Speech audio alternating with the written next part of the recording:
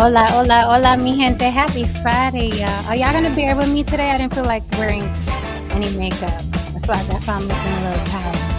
Looking a little pale, okay? Hold on, Lily. Let me help the people here. So people understand. Yes, bitches, this is 50. All natural. This is All 50, honey. natural. This is 50, honey.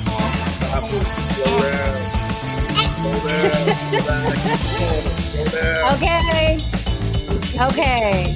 Just to get it straight. Just to get it straight, okay? No makeup, no filter. Hello, okay? Just to get it straight. Now, don't get me wrong, I like a beat face, but... Oh, check it out. We have a guest. Hello, Mr. Research. How are you this evening, sir? Doing good, doing good. Okay. Good to see you. Yeah, I saw the Research. last stream and I said I gotta start participating more because people really had no political understanding. So I came to give game. Pow, pow. Oh, Pow, pow. shit. All right. I love it. Shot fired early. Sucky now looking like Friday. I just need him to start off by understanding that you have a pet. You are hitting her pet peeve already on this panel. Yeah, he's killing me on the frame. I was wondering how long it was he coming gonna in take. like this. He giving me all turtle and shit. Like, I'm just here to say that Jen's pet peeve. Jen's the number one pet peeve. The frame. The frame. Yeah, it's right. He's like, yeah, I'm coming in because y'all bitches didn't know shit. I don't know what y'all was talking about last time, so I'm about to set you straight. All right, hola mi gente. Welcome to another episode of Fridays on the Block with Jen. Glad you're here. First of all, let me just say that this episode tonight is sponsored by Afro Universe. Afro Universe, I got you. Thank you, sir. Salute. With that said, if you want to support the show, please cash out Mama. Help Mama keep the street lights on the block. It is scrolling on the bottom, just so you know. When you send me a cash app, I get all the money. When you super chat me, YouTube gets me no Vaseline. Yeah, there. I said it. Okay. So thank you to everyone who cash apps me after the show. Okay. It means you caught an episode and you was like, let me support that program. And we thank you immensely because we got so much juicy things coming for you. We are going next level with it. And everybody says that, but we're really doing it. You shall see. Okay. You shall see. With that said, I'm going to let my people introduce themselves really quickly so we can get to this fluff. We don't have a serious topic tonight. We're going to fluff it away tonight. There's a lot of buzz going on with celebrities. We're going to tackle a couple of them. You know what the main topic? Jeezy files for divorce from Jeannie Mai Jenkins after 2 years of marriage. I'm also surprised too. Someone said in the chat they were surprised. I'm surprised too, right? Because I know them Asians love you long time. So I thought they were going to last. Lily, let the people know where to find you. Oh, yes, I am 50. Well, I'm 49 technically, but I'll be 50 in December. I just rounded out. Thank you. Why not? Yeah, I rounded out. 49, but 50 soon. So here we are.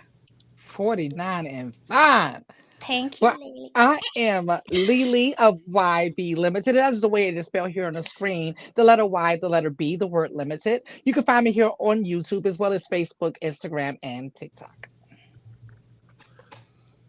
Musician and music producer Heron DeMarco. You can catch me here on YouTube as Heron.DeMarco. You can also catch me on IG as Dangerous DeMarco. And you can catch me on Spotify and Apple Music as Heron DeMarco.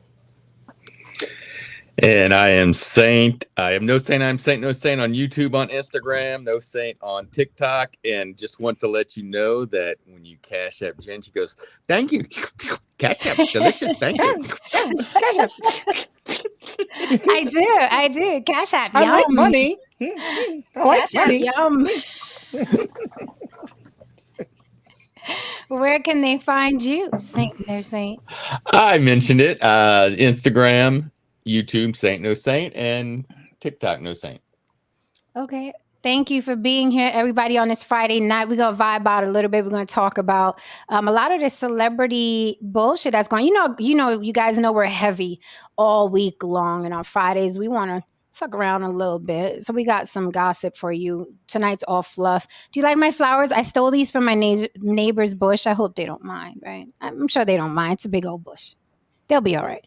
I heard your neighbor had a big old bush. 70s bush. A 70s bush. That's what I heard. That's what they say. Listen, the thing is like invading my side of the backyard. So I was like, you know what? I'll take some of these. They're already here. I'm sure you don't mind. Went out there with my little scissor and I said, well, yeah, we're sharing. Welcome, Mr. Research. Before we get into tonight's topic and all the fluff that's been going on, hit that like and subscribe for Mama. I would like to know, Mr. Research, you said that you saw us talking out the side of our necks up here and you was like, hold up, let me go over there and set the record straight. So please do share. This is an open panel, sir. So I've been on this show before. It's been a long time though, but I do quite a few things, and sometimes I'm busy. I work in medical and I also do music. So, it is that. But I've been in political spaces for quite a while. We talked about welfare. We talked about affirmative action. We talked about quite a few things. And what I just want the people to get is more well-read on policies and not so much on TV. One example, when we talked about welfare, 1979, Jimmy Carter fixed that one parent in the household nonsense with a two parent. I didn't know that. I was waiting for somebody to really mention that. So this was never about money, as No Saint was saying with George. It was really about timeline. When Black people were fooled into voting against Jimmy and brought Reagan in, Mr.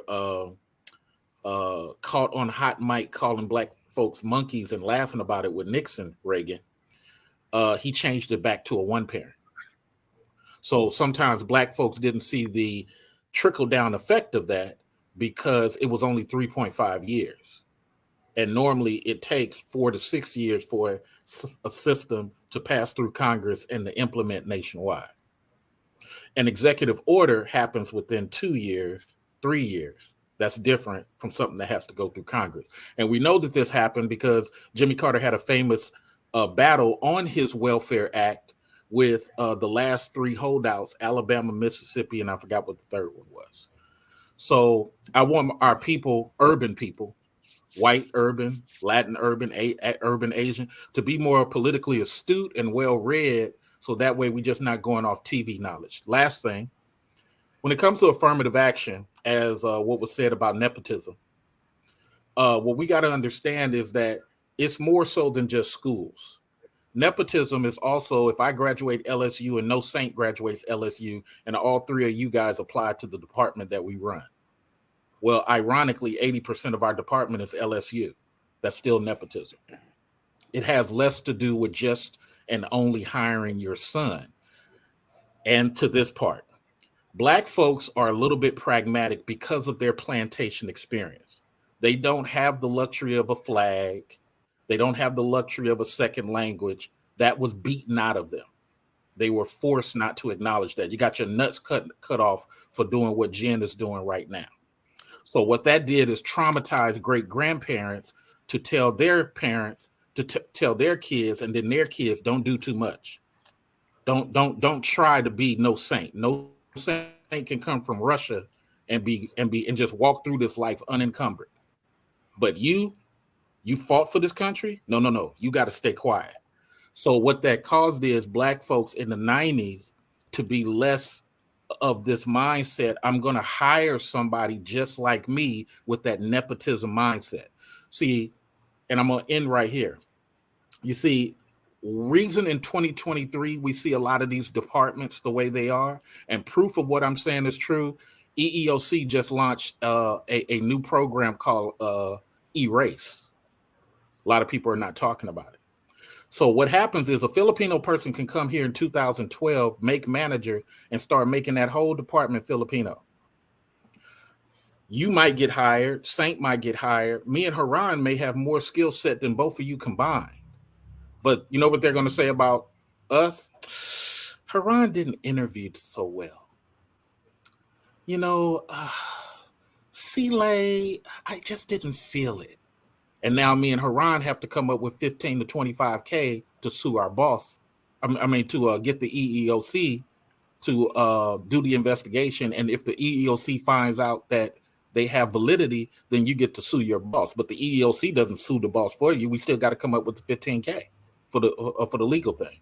So affirmative action is needed because we relied on unions for a very long time to be our buffer system since the days of Ford creating cars. Actually, the black man created the car and he didn't have no support. So Ford took his Model T came after. So we've had unions all this time as a buffer system to make sure that nobody was mismanaging. And when you remove affirmative action, what's happening now is it's forcing more daughters to get less office work. Now they're working in construction, because they're not getting in these areas. And the reason I know, I have 5 certifications. I've been in my field 20 years, and I've been in board meetings fighting people to get black folks hired because I understand this part of the game. But let's talk about Jeezy. I can't wait. Okay, Mr. Research, because I was about to say, land the plane, baby, land the plane. So are you familiar with, in Puerto Rico, do you know that, I'm sure you sound well versed. Are you familiar with Spanish isn't our language? So our language was stolen from us as well. And second, we used to get killed and jailed for doing this, right? So it's funny when people say, what is it with them Puerto Ricans and them damn flags? Why you have it? It's because we used to be jailed and killed for flying this flag. And you sound like you're well versed. However, I see the chat wants the bullshit tonight. You know what I mean? As the star from the Star Report says, they don't want to talk about what you just said. However, we do like that subject. Would you like to come back next week specifically for that? Because I'm quite intrigued. Oh yeah, I got weapons. Let's do it. Okay. So what day is good for you? You just Monday through Friday. I'm gonna mark this time as the time that y'all normally rock. So around this time is good. Monday through Friday is good. I'm going dancing on the weekend, so you can't find me. I love it. So Monday through Friday, we're usually not on this late. Okay. 9 o'clock Monday through Thursday, 9 o'clock Eastern Standard Time, Monday through Thursday. Okay, so it's 7:54 here. You just let me know. I'll drop the email. Okay, please do. Just send me your email. Let me know. Yeah. Let me. I'll put it in the back chat. Thank you. I just also love to put out there. Let's also talk about the United Auto Workers Union going on strike, because that's more of an important discussion right now, because that's just going to put us deeper into recession, and it's just going to basically also affect the GDP. So discussing all, affirmative action, all that other stuff, yeah, that's cool, but let's talk about what's going on now and how that's going to affect us going forward, everyone across the board, if we're really going to have these political discussions. Because I can have these things, but I would love to actually discuss things about now and about, provisions taken to actually take things and push things in a different direction now. The men are talking. Whenever you get ready, let me know. We can have those discussions. So just to let people know, I have no problem having these discussions. I just like talking about solutions. I don't like talking about what happened. Ooh, the men are speaking. The men are speaking. But you got to know what happened to get to a solution. I know what happened, brother. If not, no, I'm talking about the audience abroad, not just me and you. If not, then you're going to put a Band-Aid on something that might need a cast. But go ahead and rock out. No, but we'll have a discussion next week, brother. You know what I mean? I look forward to seeing you. Absolutely. So next week, you heard it here. Everybody's in the room. I got 40 people in the room. Hit that like for me, okay? Oh, y'all some lurking mama jammas. Hit that like for me. This is what goes on the block. See, we came outside with our blunts and our liquor and our red cups, and here come the knowledge. You never know. That's how the block is. You never know who's pulling up. We appreciate you, Mr. Research, and we look forward to seeing you next week for sure. I got your email address there. I will mark that down and we can chop it up, via email, just to make sure you get back here and we don't have the show without you, sir. Now, it is up to you. Do you want to hang on and talk about the bullshit? Oh, yeah, let's rock. I'm well versed on that one, too. Let's throw some body blows. Okay, all nice. Right. I just put, and I also put his information in our back chat, too, in our private chat. Thank you. Okay, thank you for the first super chat of the night. Adam Hearn says, Haran always want the smartest bald head black man in the room. Wanna be, I guess. Wanna be? The smartest black man in the room. How you know Got me, Mr. man. Research is bald headed? Right, you just assume. I got the same haircut. Okay, well, he assumed correctly then. You There assumed it is. correctly. Hey. There it is. There it is. Oh my God. All these bald headed mans. All right, guys. So, main topic, Jeezy files for divorce from Jeannie Mai Jenkins after 2 years of marriage. Again, like I started in the beginning, I said I was surprised because, the Asians love you long time. The Asians love you long time. So I thought it was going to last. I know Cynthia G is having a field day with this because I already know what she's saying. I know what Cynthia G is saying. I know what the homie's saying. She's saying that the preference gets the same bandit that black women get, right? I already know that's what she's saying. And she's also going to continue saying the white guy that Jeannie Mai was married to the first go round wouldn't have left her to be a single baby mama, right? That's what's going to be happening on the timelines, just so you know. Sorry, spoiler alert. That's what's going to happen. So I do have a statement here that was quite interesting, okay?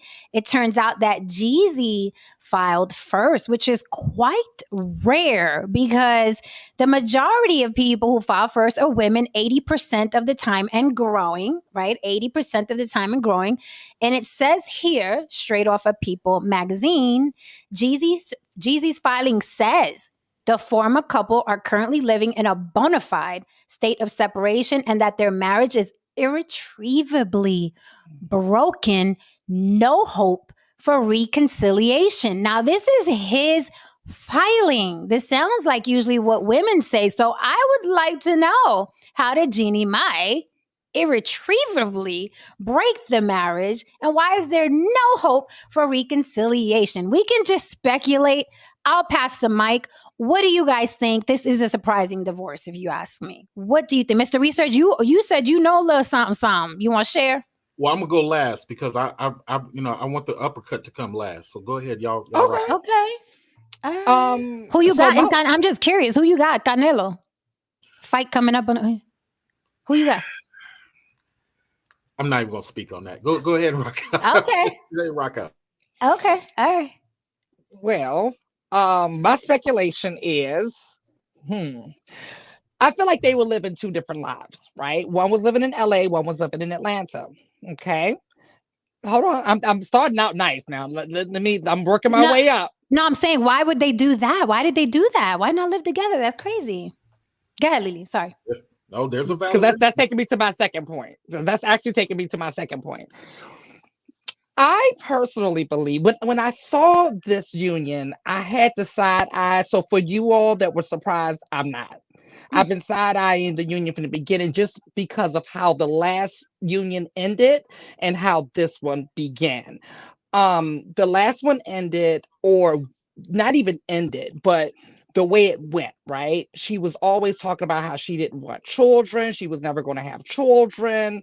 That's when she was with the white man. Okay.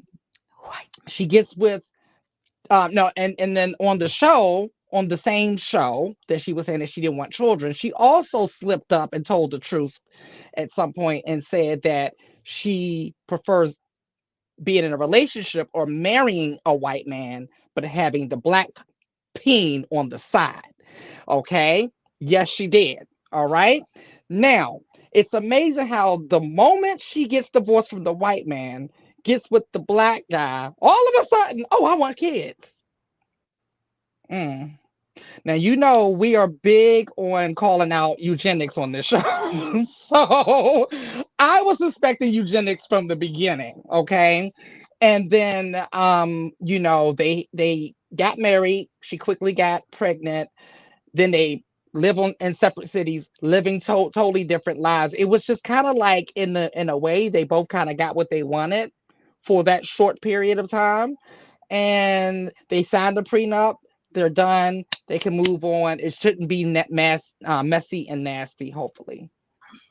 But irretrievably broken and no hope for reconciliation sounds nasty, right? It sounds like something went down. Irretrievably broken. It's not even irreconcilable differences. Irretrievably broken. Also, regarding eugenics, Lily, she's Asian. I wouldn't think, and I'm gonna sound very, very, you know how we do on the block. I'm gonna sound very insulting. If you're practicing eugenics, why Jeezy? And second of all, if he was practicing, let's have an exotic baby, why Jeannie Mai? That's a funny looking Asian. If you're gonna go that route, like, ooh, I want my girl to have the chinky eyes and the kind of curly hair, Jeannie Mai? What? The girl who makes my pork fried rice is cuter. I digress.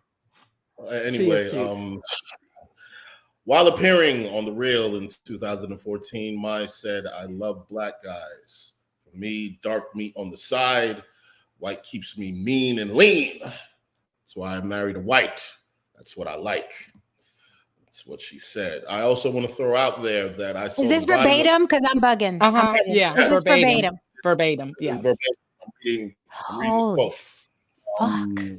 I just want to throw out there that I saw the body language of Jeezy when he was around this woman.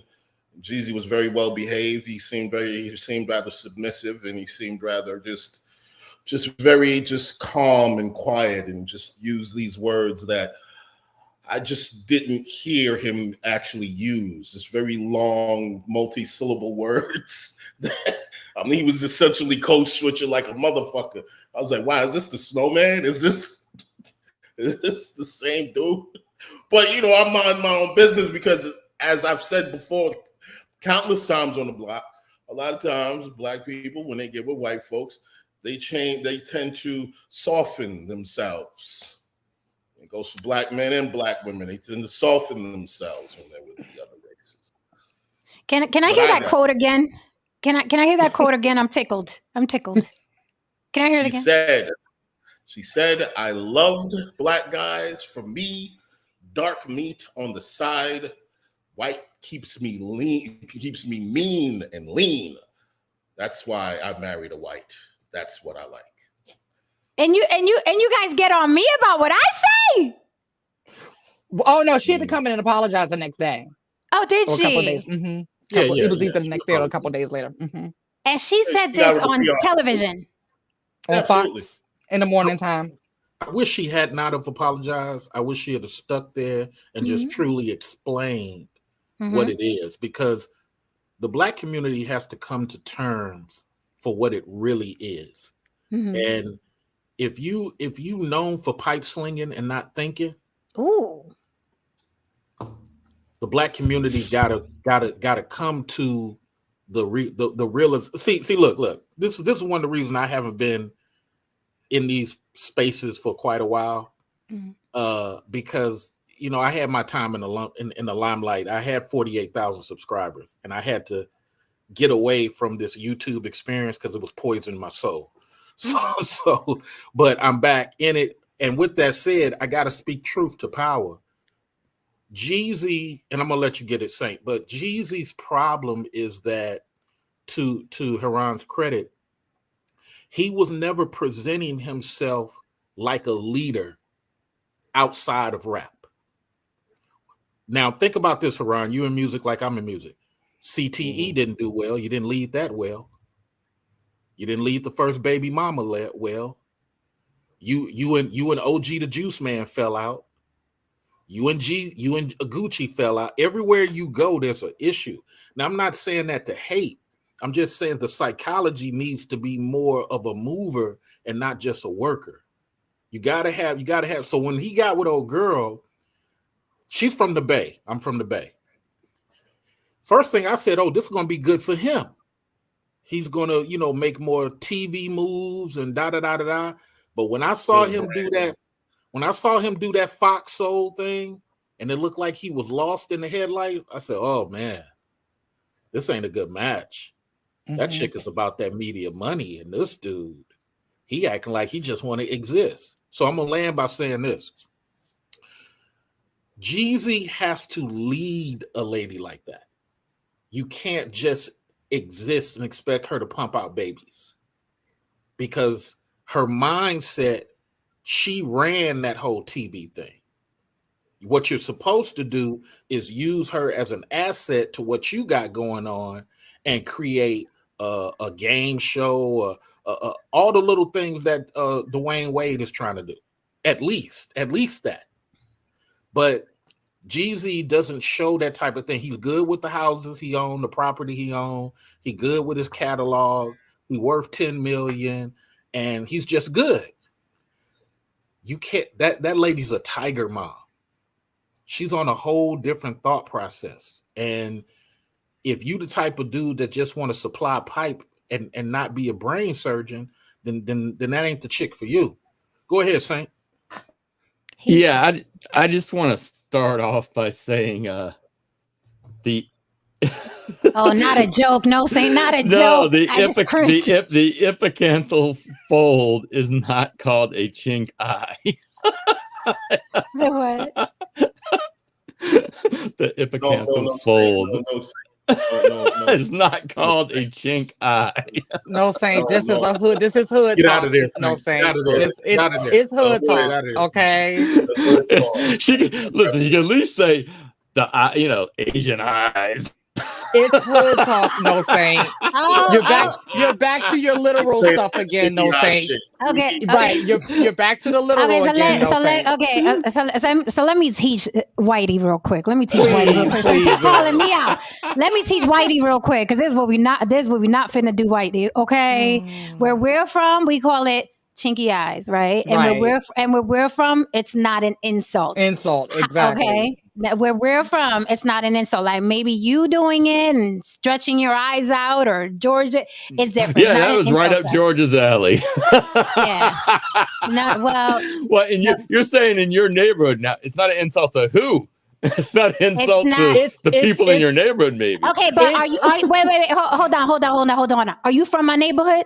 No, I'm not from your neighborhood. Do you have Asian friends that are from the Bronx? Because, I grew up with them. Do you have Asian friends from the Bronx? Not from the Bronx. No. Okay, so can you speak from the Asian people that I've been around, the words that we've used with each other? Can you speak on that? No.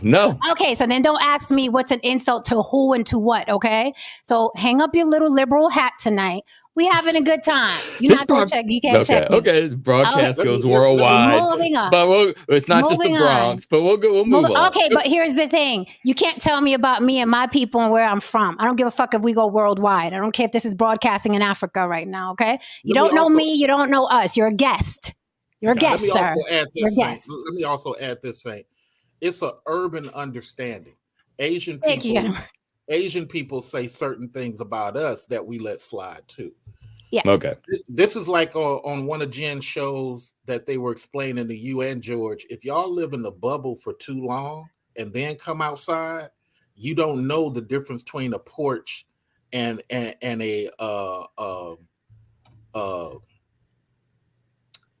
piece of stairs. You don't know the difference. You think a piece of stairs is a porch. It's that type of thing. It ain't no discredit to you. It's just that Yeah. you're taking it very literally, and for many people of the urban experience, it's not like that. Okay, yeah. No, I was. It wasn't really for me. It wasn't really that serious. It made me laugh when she said it. Like, whoa! I never heard it put that way. So, but anyway, You'll be all right. Adam Hearn said, "Rumble in the Bronx." I said, "This white man trying to check me, Lord Jesus." Happy Friday, y'all. Welcome to the block. Go ahead, no say you were saying. Jesus. as far as this, yeah. I mean, it just sounds to me. I mean, if he left, there was a couple. I'm speculating. There's a couple things could have gone on just from listening to the panel. One, he couldn't. She must have been a tear in the house if he's the one filing for divorce, or two, from what Mr. Research says, it sounds like he might have not been comfortable with her being more popular. And that's why- More business astute. Yeah. She's making moves nationwide. He's making moves down south. He's Right. limited himself. Yeah, he's limited himself to rap. She's touching every aspect of media. She's trying to take some of that money as a producer, and he's not making those moves. So, and again, this ain't no hate to him. A lot of guys suffer from this. You can't get with a thoroughbred horse expecting it to be a happy donkey. You can't. So what do you mean by thoroughbred horse? And I know you're referring to her when you say that, right? What I mean by is this is this is the same thing I could say about a top tier athlete versus somebody that's happy with being junior varsity king. You can't get with a person who's out there tackling the world like that, and you just want to sit back. If you do sit back, you got to sit back rocking the way that they rocking. Now, one thing nobody's probably thinking of, all men, make sure you file first. Make sure you call 911 first. I teach everybody that. Okay, all my guys, stop. Women are human too. Pick up that phone. Hey, I'm scared of her. Make sure that the 911 operator can hear it. It does well in court. I can't hear you. We can't hear you, Mr. Research. We can't. You're not coming in, Mr. Research. I'm trying. We Hang up lost that him. damn phone. We lost him. We lost Mr. Research. Damn. It was. Well, thank you for coming. Good show. Yeah. Oh my That's God. why people, sometimes I say things people are not thinking of. But here's something that may shock you. If she has a higher, and maybe actually Saint, well, maybe any of you guys, because I don't know what your background is, but if she has a higher IRS return, this may be a great strategic from him in regards to family law, because, drum roll, whoever has the highest IRS returns will have to pay the other person. But I think they filed a prenup. There was some prenups. Yes, but there's something else that I missed out on as well, and No Saint touched on in his speculation. She does have a reputation of kind of being a tyrant light, and apparently she was running the white boy ragged. And when she got with Jeezy, she tried to cosplay as fit, feminine, and friendly. But that can only last for so long before you get to cuss the fuck out. So, that could be something as well. Because you notice, did you break up the body language, Haran? Did you notice how different the body language was with the last? Did you notice it too? No, Saint, the body language was very different with her ex-husband versus with Jeezy. It was like she was trying to play that role of coy and demure. But she even stated, she stated that she was a tyrant light. It's not just a rumor. She stated it. Interesting. Here's the problem. In any situation, if a woman, if she feels physically, financially, mentally, or whatever, she's here and you're here, you're always going to be at a disadvantage as a man. You're just always going to be at a disadvantage. She's always going to seem that even subconsciously, she's always going to view you as inferior, less than. A nice little poodle to have around or kick around, and maybe that's your shit. But if that's your shit, just play your position. Because if Jeezy wanted a particular kind of treatment, he should have behaved in a particular kind of manner. So what do we think about this? The Capricorn Way says, you a Capricorn? Are you January or December? I'm just curious. Because I'm a Capricorn too. I'm wondering if you January or December. The Capricorn Way says, I think he's giving too much to her because she's Asian. He was doing well before her. Before you guys answer that, I did notice, now you guys got me curious because you're talking about body language and all that stuff, right? I never paid them any mind, to be quite honest. I thought they were both corny. They weren't exactly a couple that I was like, ooh, I wonder what they look like when they're doing it. They're not that couple. So I never paid them any mind. But I will say it looked like he was going into her world versus they're getting together. I'm sharing my world. And like I will say the way he looked around her and her mother with the kid, he did look like the help to me. He didn't look like head of household. I'm here. That's my wife. That's my kid. And that's my mother-in-law who we're putting up with. He looked like the addition.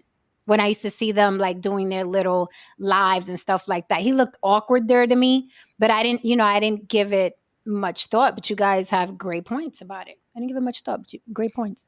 So here's the thing, and it's going to sound like I'm black man bashing, but I'm really trying to nudge the black man into thinking. Uh-oh. When you go into somebody else's culture, don't let their culture be stronger than yours. Don't let their family be stronger than yours. Oh, you hear me, Heron? Or you might wind up finding the same shit. You might wind up finding some heels on your feet. You might get pimped. White guys have it happen when they get with Asian women. Latin guys. Oh yeah. Yeah. Yes, first it happened. First she's walking behind that white man. Next thing you know, she's walking in front of the white man and he's pushing the baby carriage. Pimp game 101. Holy fuck. Wait a minute. New levels of the game. Wait a minute. So no Saint. Now I got to ask, Mr. Research, are you married? No. Okay, single. No Saint. You would think, oh my God, we need a big race bell right now. Everybody hold on, because it's about to get serious. No, it's about to get serious because I had just had a thought. Oh, everybody ready? We ready? So check this out, right? In some, not all, Latin culture, there's a saying that goes, adelantar la raza, right? Translation is upgrade the race. Now, out of all the Latins, and you guys could correct me if I'm wrong, y'all could Gmail me all insulted, but it's most prevalent in Dominican culture, okay? That is where I started hearing it. Adelantar la raza, right? They encourage their daughters to marry white men to upgrade the race. The hair will be finer, the skin will be lighter, right? And we know that that's happened from the plantation all the way to 2023. Get it? Got it. I'm good. I'm specifically talking about Latin culture right now, right? Adelantar la raza. That is Spanish for upgrade the race.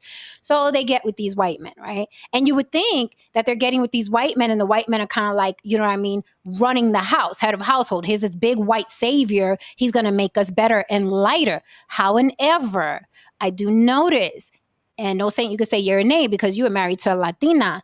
I do notice when you enter the culture of the Latinas, they run y'all. They're not like this doting white. Everybody thinks I'm going to get with a Latina and they're running behind you and wiping your feet and washing. You're usually getting run by a Latina and you're just the white guy that put her in a better position because now her husband is white. But she runs the house. And that sounds like what Jeannie Mai was doing. What do you guys think about that? Very, very interesting. I think it's very plausible based on the personality trait that she has not only displayed, but she's also said as well. And I wanted to answer one of your questions that you asked earlier when you said, why Jeezy? Mr. Research is from the Bay Area, and you probably noticed the Asian women in the Bay Area are very obsessed with Black men and Black culture. Like the Black women, I mean, the Asian women are super obsessed with Black men and Black culture. So, and that's where she's from. So that's a very, very, very typical where she's from. I didn't see her having a baby with a white man or an Asian man at all. She's one of those Bay Area Asians. They're like that as well in Minnesota as well. They're just, that's where they tend to flock to more. And let's get even deeper. Something that goes back to what Haran says all the time. When Black women get with white men, they're very subservient. However, when a Latina or an Asian woman gets with a white man, I run this shit, Blanquito. Mm-hmm. Right? So that's interesting. First of all, I lived out in California for 7 years, and I will say some of the most beautiful women out in California of all races. They are gorgeous out there. But I didn't find that with Erica. I will say there were some things that she ran. She was really, I mean, and I've told you this before, Jen, you were brought up that way. It was uncomfortable for me at times because she was so subservient. Mm-hmm.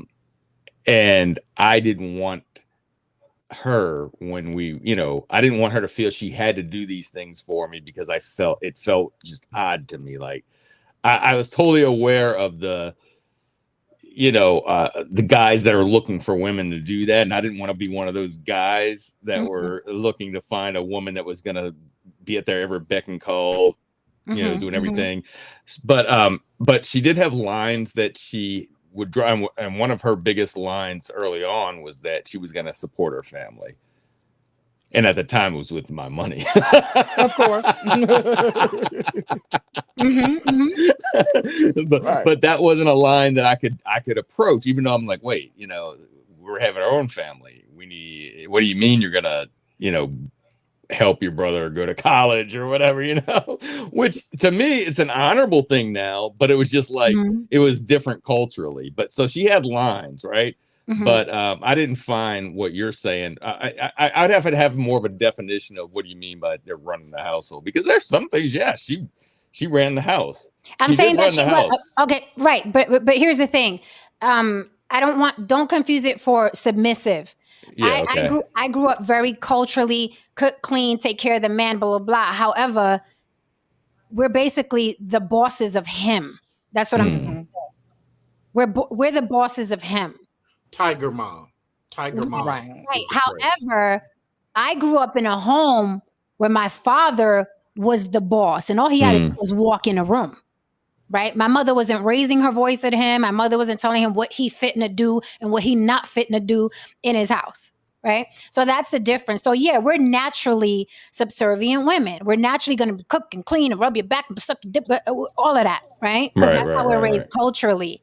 But we're not going to tell a man what to do versus when they get with a white guy, with the exception of Black women, we tell y'all what the fuck to do. Like, I wouldn't get with you or any white man and he's going to tell me what the fuck to do.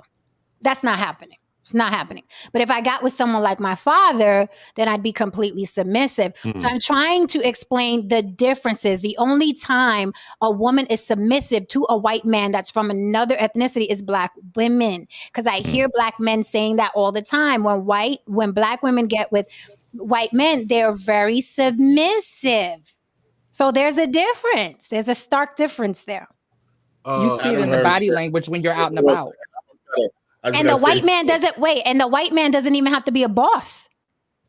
He ain't even got to be that dude. He just got to be Caucasian. At all. I just got to say this funny thing that Adam Hurd said. He Interesting. said Wesley Snipes said he got an Asian because a Black would not make a sandwich. Jesus. Well, even she ran him through the ringer. So he didn't do well with her either. I never got with an Asian. I never got with an Asian. Oh wait, let me grab this super chat. Thank you so much for the super chat. This might be risky. Let's see if the comment is risky. Might be risky. Says white men have an innate simp disposition. Women of other cultures know this and take advantage. Just how men say white girls are easy to deal with, same with the men. Shots, motherfucker, fired on the block tonight. I believe that was 45. I hear it. Here come the cops. What say you? You know, here's the thing, man. White guys, for whatever reason, and I tell people all the time, they were so jealous in America of Black dudes that they gave women power. And it's so weird because you want to help women. You don't want women hurt. But when we look at these policies that are passed, there's a guy in Minnesota right now writing a policy. It hasn't passed yet. He hasn't put it on Congress floor, but writing a policy that if Haran met Jen at a bar, Jen's buying her own drinks, Haran's buying his own drinks, they go to a room, that woman has 5 to 15 years to hold Haran for intoxication, forced sexual assault. That's a white man writing that law out of the clear blue sky because he got daughters. That's ridiculous. And that goes to this comment here. Guys have to let women be human beings. A lot of times guys are fighting for women and women are not even fighting for those causes. You know what I'm saying? And who's there? The white guy. And he's, so I'm glad we're at this point where we can all be kind of like England and intermix and stuff like that without all this back and forth. But to this other point that you made about tiger moms, the biggest pimp game that a very forward-thinking woman can do is let a guy think he's in control. I don't hit women. I don't cheat on women, but I do know where that door is and I can afford to leave at any time. A lot of guys don't have that power. A lot of guys need to negotiate. I will have those movers at the door 5 a.m. in the morning packing this stuff up so smooth. Keep talking. Mm-hmm. Not everybody can do that. Facts, and more I gotta facts. look up that particular law. And yes, you know, I mean, especially when it comes to the child support laws, a lot of these laws that brothers pick up about, those are laws written by white men. Mm-hmm. It wasn't a black face in that goddamn room when those laws were created. But that affects all men, though. White men too. Absolutely. Those laws. Right, Absolutely. but white guys don't think about it like that. White guys look at it like, I'm trying to protect women, which goes to this comment. The white man's burden. Yeah, when they go to Congress, like I want them to be protected, but don't destroy your sons at the behest of your daughters. Just like to Haran's point about child support, father of record law. You don't have to sleep with a woman. You don't have to be at the birth certificate. A woman can just walk in and say, no saint is the father. And they will start that process. They will try to serve no saint. If they can't find him, Haran might accept the letter because he's tired of you coming in his house. He done told you several times, no saint don't live here. Haran accept the letter. No saint has been served. Yeah.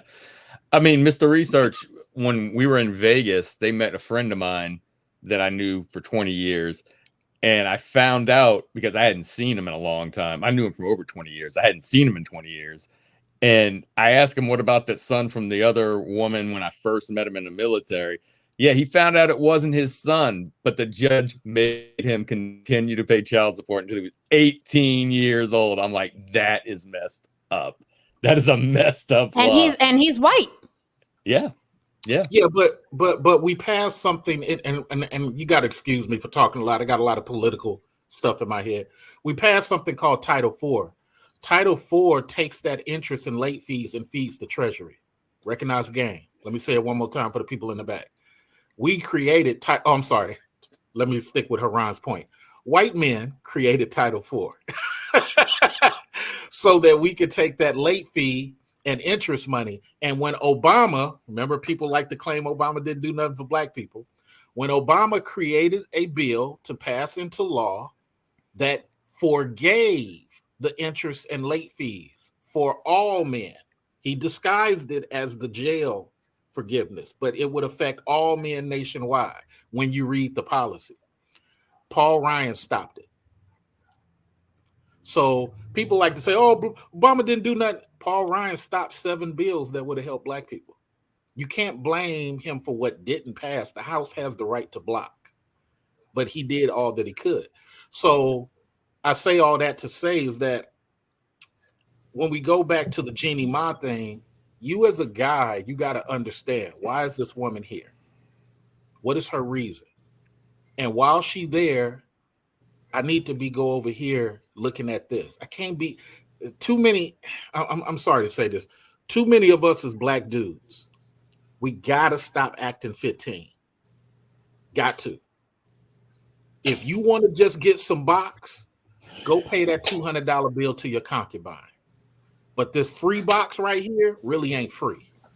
Recognize the game. Oh, yeah, you're going to invite me back. Order in the court.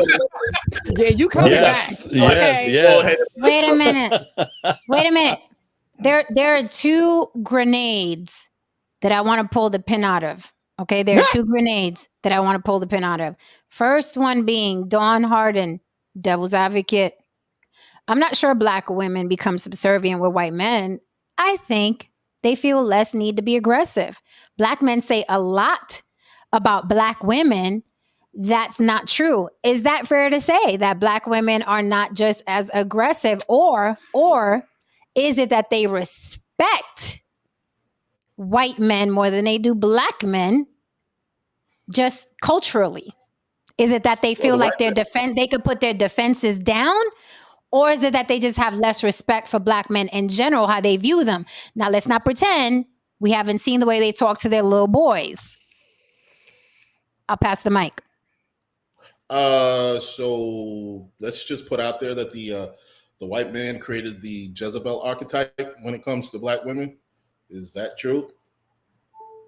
Basically, I've been around, I've heard white men in their little circles and then their little bar sections, and the perception is that all black women are just essentially whores and easy and exotic and so on and so forth. So is that the truth? So Is that the truth? So to your point, there's been, or is that a truth that you're fine with dealing with? Because I need to understand what truths you're willing to accept and what truths you're willing to throw out based on which truth actually leads you to a better social level in the hierarchy, which you know what I'm saying, which actually benefits you socially. So there are three African queens. There are three African queens who did exactly that. These three African queens were the first swirlers, the first divestors before any black guy ever did it in history. Queen of Sheba was the first. Queen of Sheba was the first. But to the 2023 argument, what's really happening is white guys get jobs easier, which means they have more disposable money, and she is more access to get that from a guy who is fetishizing. Black guys fetishize as well, but they don't get jobs as easy. They are really understanding of their limitations on money, even if they above 8 figures. They are cognizant of that. So when she goes get with a white guy, there's two things that's really going on. And you guys give me a different version after this.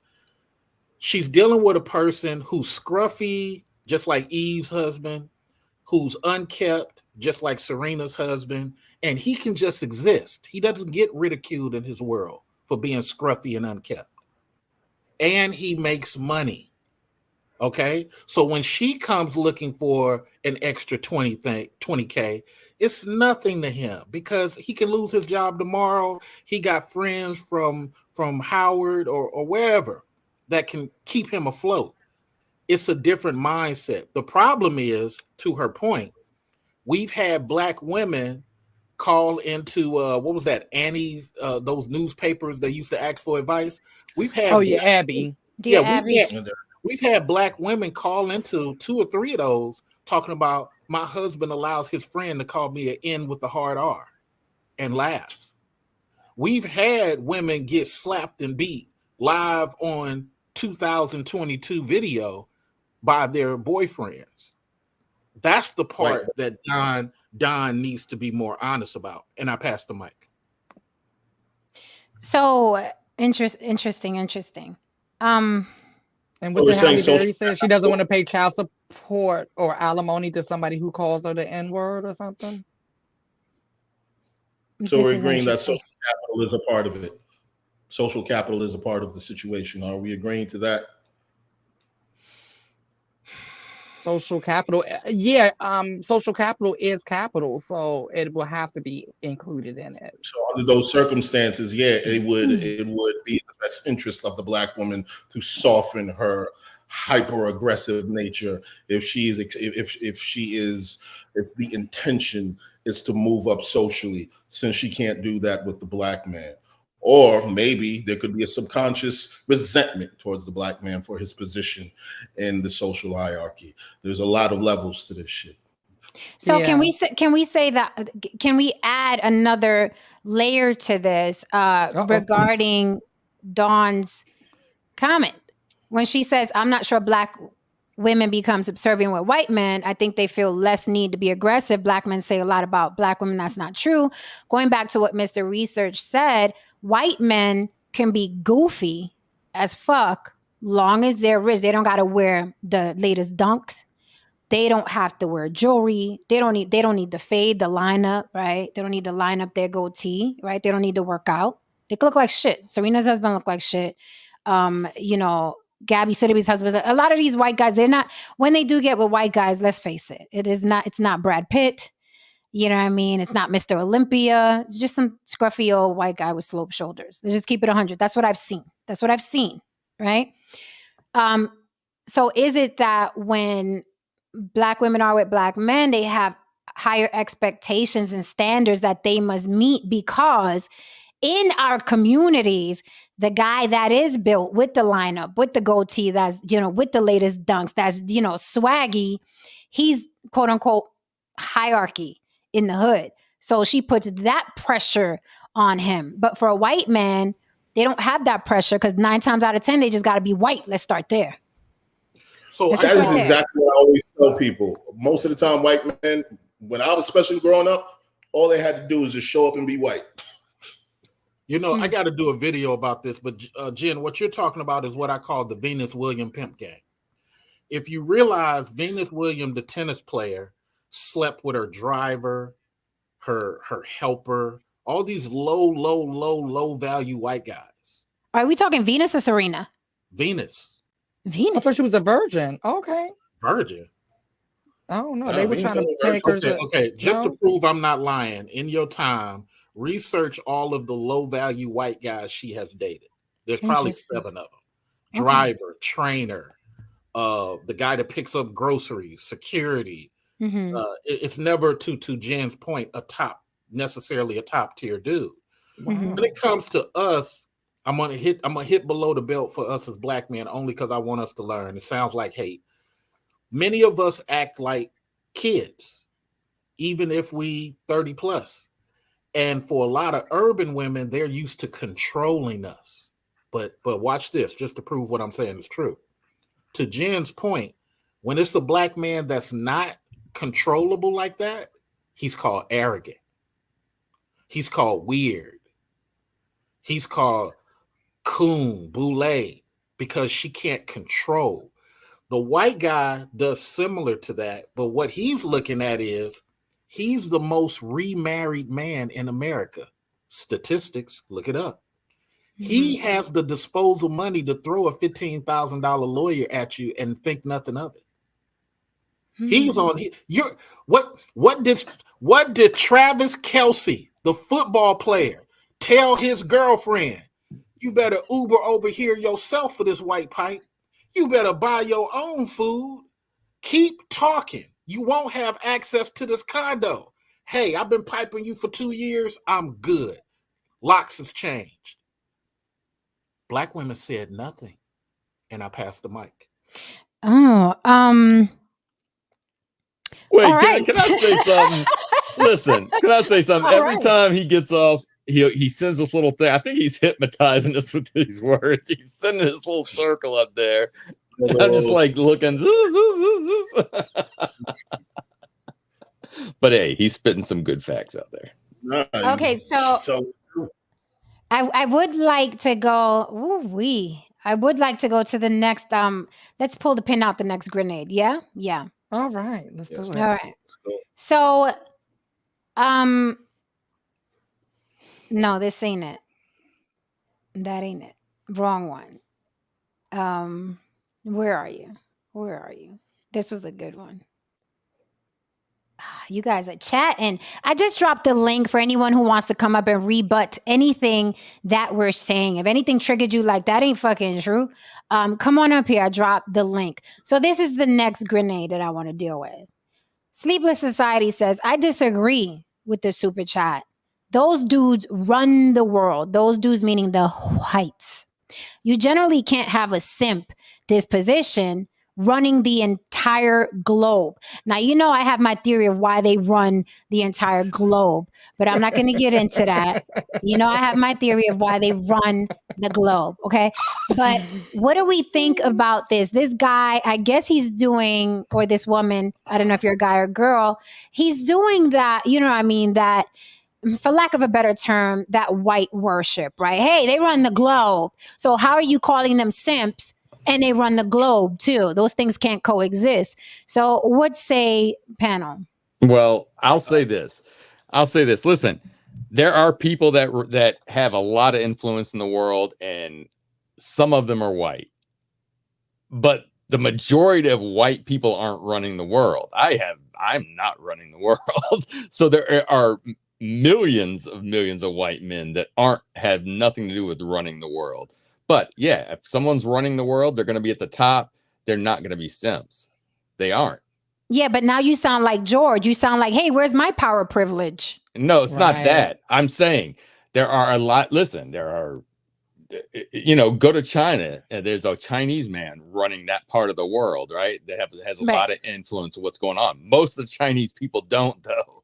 You know what I'm saying? It's like very few people that are making these decisions. So I'm saying to that comment that the people that are doing that, you might be right. They aren't simps.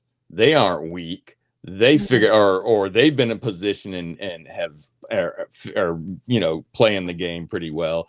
But the majority of people, you can have a lot of white simps still and that aren't running the world. That's all I'm saying. That are still in the position that you're saying. They have money. So Okay. I mean, but it still kind of sounds like what George does. Like, It hey, does, where's my white Okay. privilege? All right. Like, All it's right. not- Never mind. I'll take it it just back. I'm sounds- running the world, people. I'm running the No, world. it No, does. that's not. No, That's that's not. not. I don't understand the point. I'm just saying. I'm The go- point well, is the I'll point. help I you with that. understand. Go ahead, Lily. Yeah, I'll help you with that and I'll use your example, right? Yeah, Saint may not be running the world. No, George himself may not be running the world, but Saint and George benefits from the white man. Yes, I don't disagree with that, though. I'm not done. Straw man me all the time. Go ahead. No, I'm not done. You said you didn't understand, so I'm helping you understand. Okay. Okay. So the example that you gave was in Asia, right? So in China, right? In China, they're not just Chinese that live in China, right? There is a Chinese man that's running it, right? So the Chinese do benefit, right? We also have Africans over there and Right. Indians and things like that. Right. So they are going to be at the hierarchy, right? Yes. And when you yes, at yes, the yes. hierarchy, whether you are aware of it or not, there is a sense of something that comes with that, right? Whether you're aware of it or not. Yeah. Okay. It's just like when you're at the bottom of the hierarchy. There's a something that comes with in your psyche, whether you're aware of it or not. So that's the point. No, I understand 100% all of that. I wasn't disagreeing with any of that. I'm saying he was saying you generally can't have a simp disposition running the entire globe. And I'm saying there are plenty of people that do have privilege. I'm not saying they don't have privileges that can be simps that aren't in those run the entire globe sentence. That's all I'm saying. Doesn't mean they're not benefiting from it. I totally understand all of that. I'm just saying that you can be a simp and not be running the entire globe just by being white. But the people that are doing it at the top aren't necessarily simps. So I think what we're saying, hold on, let me jump in. I think what we're saying is the exception doesn't trump the rule. You may be a guy who has no power, right? You've accepted that. You're like, hey, I'm a white, but again, is as simple as what you accuse George of doing. You're like, here he goes. He's going to talk about he doesn't have privilege. Where's my white privilege? You're doing the same thing. Let me finish. Let me finish. Yeah. Let me finish. We can let each other finish. Let me finish.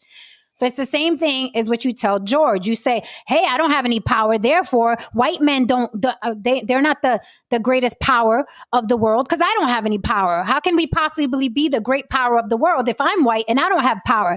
It is the exact same thing that you accuse. Let me mute your mic. Okay, let me mute your mic. It's the exact same thing you accuse George of doing. When George says, well, I wish I had privilege, you was like, there he goes, saying because he doesn't have white privilege doesn't exist. Forget privilege, insert power. That is exactly what you accuse George of doing. You're saying, hey, I'm white, I don't have any power. You are the exception. The exception does not trump the rule. This person in the comment was saying, how can white people be simps if they run the world? You think that your exception trumps what the comment was. You are the exception. You're a white man with no power. That does not trump the rule. Do you understand that? And if you don't, it's okay. We will move on because I don't feel like playing goalposts tonight. I'll unmute your mic.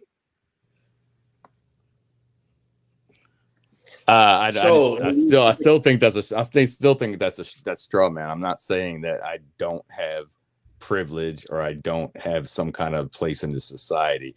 My whole take was that he was saying you can't be a simp if you're running the world. And I'm saying people running the world aren't necessarily simps, but you can have a lot of simps that are white. That's all I'm saying. The people that are running the world aren't necessarily simps. The people making the major decisions and policies and what goes on in the world aren't the simps of the white people. That's what I was saying. But okay. Okay, Haran, Mr. Research, you wanted to add something to that? Haran came before me. I digress. Haran DeMarco. When I hear these kinds of statements, you know what I mean? It's just like, I'm just literally just hearing the deifying of white people, just white men, period. You know what I mean? A lot of times, because behind closed doors, a lot of these motherfuckers are literally cuckolds. They get pegged up the ass. They, you know what I mean? They get tied up and they get like spark plugs put on their fucking nipples and all kinds of shit. Like Spark plugs. This is like seriously. Okay, this isn't shit that's made up. So too many of our people give these people entirely too much fucking props. Entirely too much. And I'll just pass the mic on that. Okay. So I understand what No Saint is saying. I'm just gonna say it in a different way. It's one of the reasons, like, I'm coming back into music. I'm a G4, and people are like, well, why are you in music? I said, because you need somebody with a different level of conversation on these microphones. You know, you got to have it. So No Saint makes a good point along with Haran. You do have a lot of guys who are running things who are not physically, key word here, physically alpha, but they're mentally alpha. That's what I was saying. You're young dudes. I've been out on the track when I was a young dude. I used to be out there. You using the term simp out of context. Number one, simp is just a person that pays. Simp is a short form of simpleton. But many of y'all don't know that because you're not associated with the track. So you use these terms out of context. And that's not to knock what Sleepless is saying. It's just to give more strength to what No Saint is saying. You got a lot of dudes out here, Haran too, who are pushovers, but they got black muscle. They got black slave catchers. They got black slave whippers. They're on the porch sipping lemonade. Simp is all outdoor. But see, the biggest threat is not white people. It's the black people who help. Let me say it one more time. The biggest threat is not supremacy. It's the black folks who Buffalo Soldier for supremacy. Dreadlock Rasta. That's really the problem. Gotta stop helping supremacy. You could have had them World War I if you had to stop helping. World War II if you had to stop helping. You helped too much. So I say all that to say this to what Sleepless is saying. You got a lot of dudes who are really not that. And I'm in medical. I get different levels of conversation. That's not service worker. And I'm not saying that to look down the nose. I'm just telling you, once you as a black man start getting manager and above, you're going to hear some of these conversations. You're going to be like, how the hell are you the director? Who authorized you to run this account? They're simps. Oh, one other thing. Haran said something earlier, and I want to trigger his music bell. Just like with Jeezy, it's the Blueface problem, where you can talk about killing as Blueface, but then your girl runs you. Your girl tells you what to do. Are you talking about Blueface and Krishan Rock? Yeah. If you question, I think I might have heard incorrectly. You were calling me a pushover? No. Oh, no. I thought I probably heard something incorrectly. I'm so sorry. No. Let me pass the mic on that note. You're hearing me wrong. Let me get out of here. No. So thank you for the super chat. This might be risky. Says, hey, Jen, can the resident white guy give his opinion? He ducked the last white answer needed questions. Mr. Research dope, but he ain't living it like Saint. What the fuck? So they want you to dig into that question a little bit more, Mr. Saint. Which question? Yeah, which one? Very last one that she pulled up. I'm sorry. I don't I'm a remember little either. confused. Which one? don't Which one, remember. Mr. Research? Sleepless. Um, One from Sleepless. Was it this one? I Yeah, disagree with the like- super chat. Yeah. Those dudes run. I thought we Yeah, I we thought kind we of did that one. We did, Yeah. we did that already. I'm not sure if he means that one, but Oh, well. whatever, put whatever one you mean. Sleepless. What? No Saint accepts the challenge. What question was it? Can't be this one because we dissected that one.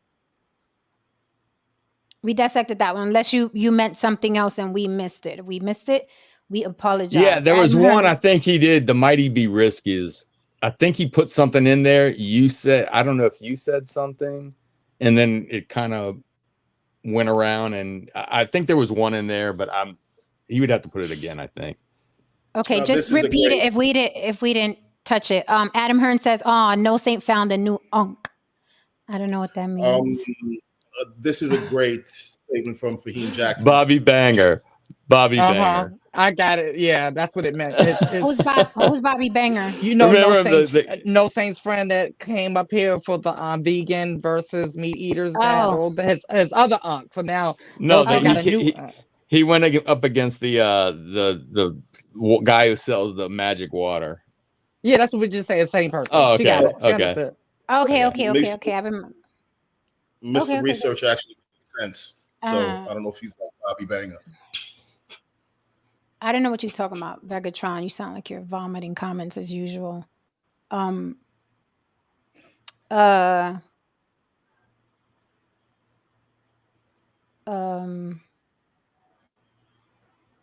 Harden says, hold on now.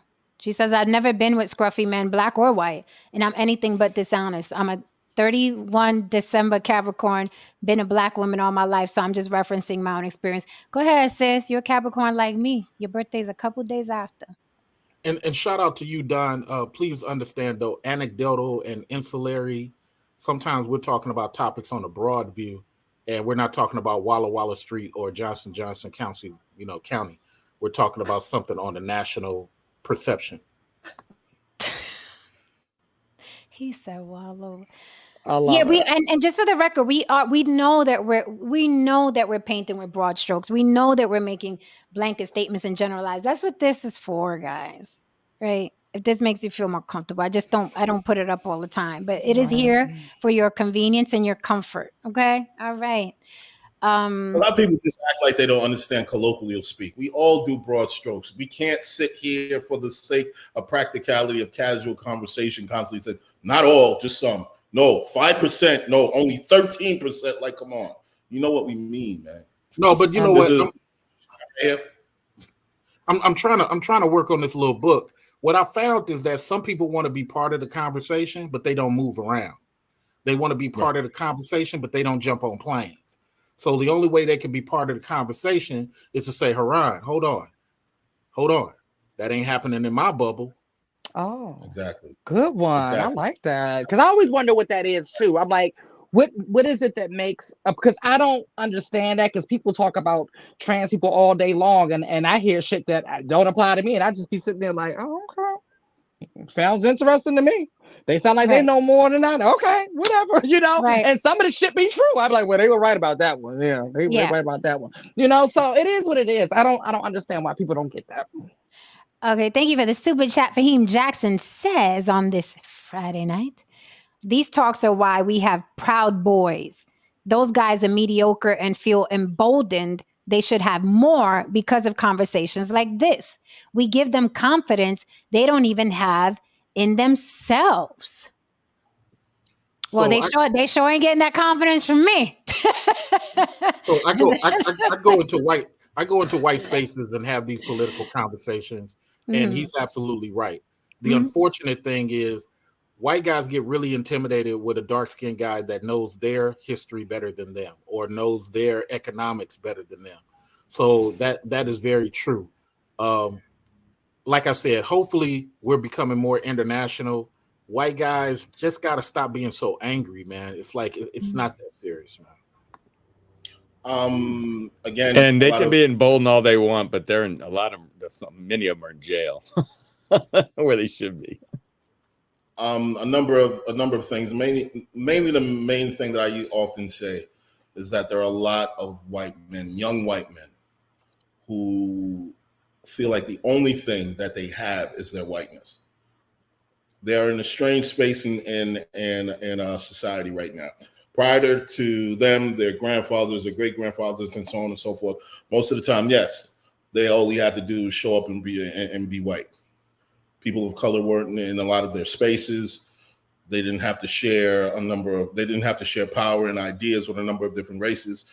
This group of white men, a lot of them feel that it is their birthright to have a number of things given to them just because of their whiteness. And the fact that they even have to maybe even scrape just a little for it, they are upset about that.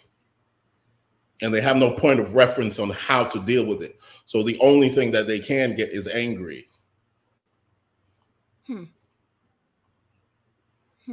And gather in clusters. And the only thing that does is just, when you're having negative energy, just gather in clusters. The only thing that it does is just produce more negative and angry energy because it's going around in a fucking circle.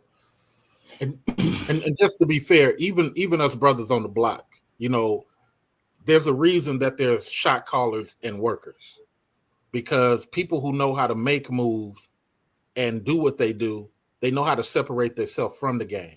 Other people are indoctrinated into the game. They refuse to know what Bitcoin is. They refuse to go get that $60,000 assistant manager job at KFC. They refuse. So it's the same thing. White guys just have the problem. To Haran's point, they've been in this country, they've been given this extra oomph. You ever wonder something really weird? How can a Chinese guy come here in 2012 and feel so white that he starts slick talking black people? Imagine how crazy that is. A friend of mine calls Asian white adjacent. Right. They act white adjacent. The person from Argentina, you Latin, but all of a sudden you get here, you want to be white. You want to hide your real name Gomez and put it in the middle and come up with this fabricated name that's similar to the street that you arrived on, Fairfield. Now your name is Andre Gomez Fairfield. You know what? It's so funny. I had a manager like that. That's so funny that you say that. It took I didn't know that he was Mexican until years later, and it kind of slipped out because he would go out of his way to be a white man. And I fell for it. I fell for it. And then I was like, oh. And then when it did slip out, you can tell that he was hiding his original culture, because it was that wasn't meant to be known. Fuck the Mexicans, I'm not with them, I'm here now, blah blah blah. And I was just like, wow, okay, that's very interesting. So I did a political speak for some cops for a Blue Lives Matter thing, and I said, you know what, a guy from Russia can come here and you're going to arrest him and put him down as white. A guy from Pakistan who's dark skinned comes here, you're going to put him down as black. The guy from Morocco who's dark skinned, you're going to put him down as black. They're not even going to tell you, hey, I'm from tribe, whatever. They're not even going to fight for it. And then when you get on your political stages years later, you say, these black people, well, which ones are you talking about? Black people number 2 or black people number 14? There are several types of black people who live here. But because you go off skin so much in this joint, yep. And a lot of people like, wow. And I said, let me drop another bomb on you. And for the people in the chat room, get ready. Crime statistics are not judged off convictions. They're judged off 911 calls. Well, hold the fuck up. I did not know that until today. Crime stats are not judged off conviction. That's why the officers fight so hard to go ahead and put the handcuffs on you and sit you in the back seat. Because statistically, they go back and do the report. Did you put the handcuffs on? And what they even don't realize, and I had a bunch of people challenge me, FBI would put that person down as arrested, because by law, if you are not able to move in your own mobility, You're more than just detained. You are then arrested. Oh, Okay, so no. let me jump in here real quick. So when you say, that white cops will put you down as black, whether you're Colombian, from Brazil, or whatever, we can also say that black people are continuously, consistently, incessantly including anyone with melanin as black. So you have American black people trying to make everybody black, and then you have white people trying to make everybody black, right? From Paul Mooney to Gottfried, I spoke about them before. They get really, really perturbed that a Dominican says, "Me no black," right? They get really perturbed. And this is black people getting perturbed. They want everyone to identify as black. So how can we get mad at white people that's identifying everybody with melanin as black when black people are the ones that do it the most? They really get mad at Latins if Latins are not, identifying as black. If Jamaicans aren't identifying as black, if Africans aren't identifying as quote unquote black, they get perturbed. They feel like they got punched in the face. They feel like, hey, why are you rejecting my blackness, what it is to be black? So it's on both sides. I do like what Jabari said, because I agree with this. I do agree with this. He said, it's not that they feel white, it's that they don't respect blacks in this country. Hi, Jabari, haven't seen you in a while. He says, immigrants of all races tend to not respect blacks. And I've seen that Very true. a lot. Like Jamaicans are like, do not call me black. Puerto Ricans, do not call me black. Dominicans, do not call me black. Brazilians, do not call me. Colombians, do not call me black. Culturally, they aren't black, but black people get perturbed by that. They get perturbed. You are black. And I'm like, okay, so the white cop says I'm black and you say I'm black. I want my fucking reparations, bitch. So here's the thing. I just want to say one thing. My blackness is usually taken away from me the moment I don't agree with the ideas of reparations and affirmative actions. I'm usually told to go back to Jamaica. So I just wanted to really put that out there. So here's the thing. Back to Jamaica. So yeah. So here's the beautiful thing, and I'm glad we're having this conversation. First of all, our fault as Americans, because we don't have the flag. I'm jealous of you Jamaicans. We don't have the patois. I'm jealous of you Jamaicans. You guys don't have that. So the silly us before Clinton, we was trying to kumbaya with everybody. And when the Jamaicans and Cubans did come, they understood the policies were so Ronald Reagan, Air America policy tragic, that they understood. And they had a symbiote relation with our blackness. After Clinton and his NAFTA program, when everybody started coming, now the policies are not as crucial as what they once were. There's nobody kicking Haran in his butt as he's trying to get out of his car and go to work. There's nobody slapping Jen just on the strength. Now that everything's kumbaya, it's our fault as Americans. We're still of the thought process, many of us, because we're very regional and not international. This is our fault. We're like flabbergasted. What? You not? No, but times have changed, is what I tell Americans. The thing is, we got to go get a flag now. We got to go really strengthen our culture now, because we got a lot of people here and they don't have to rock with blackness because they are Cuban. They are Jamaican. They're not, we're kind of like gypsies.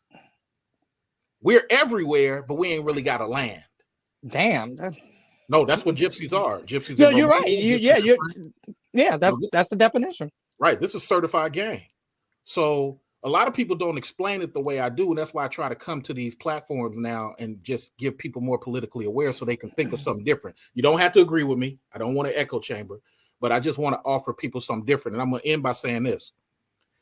It is unfair that we ask you to be part of blackness, but we're hurt and traumatized people. That's why I call us slavery Holocaust Americans. We are very different than every other group because all of our fist fighting and stuff we do, if we simply had a second language like y'all, we probably wouldn't even fight so much. If we simply had a flag that we can get around, I might say, that's my Osha brother. I'm gonna let that go.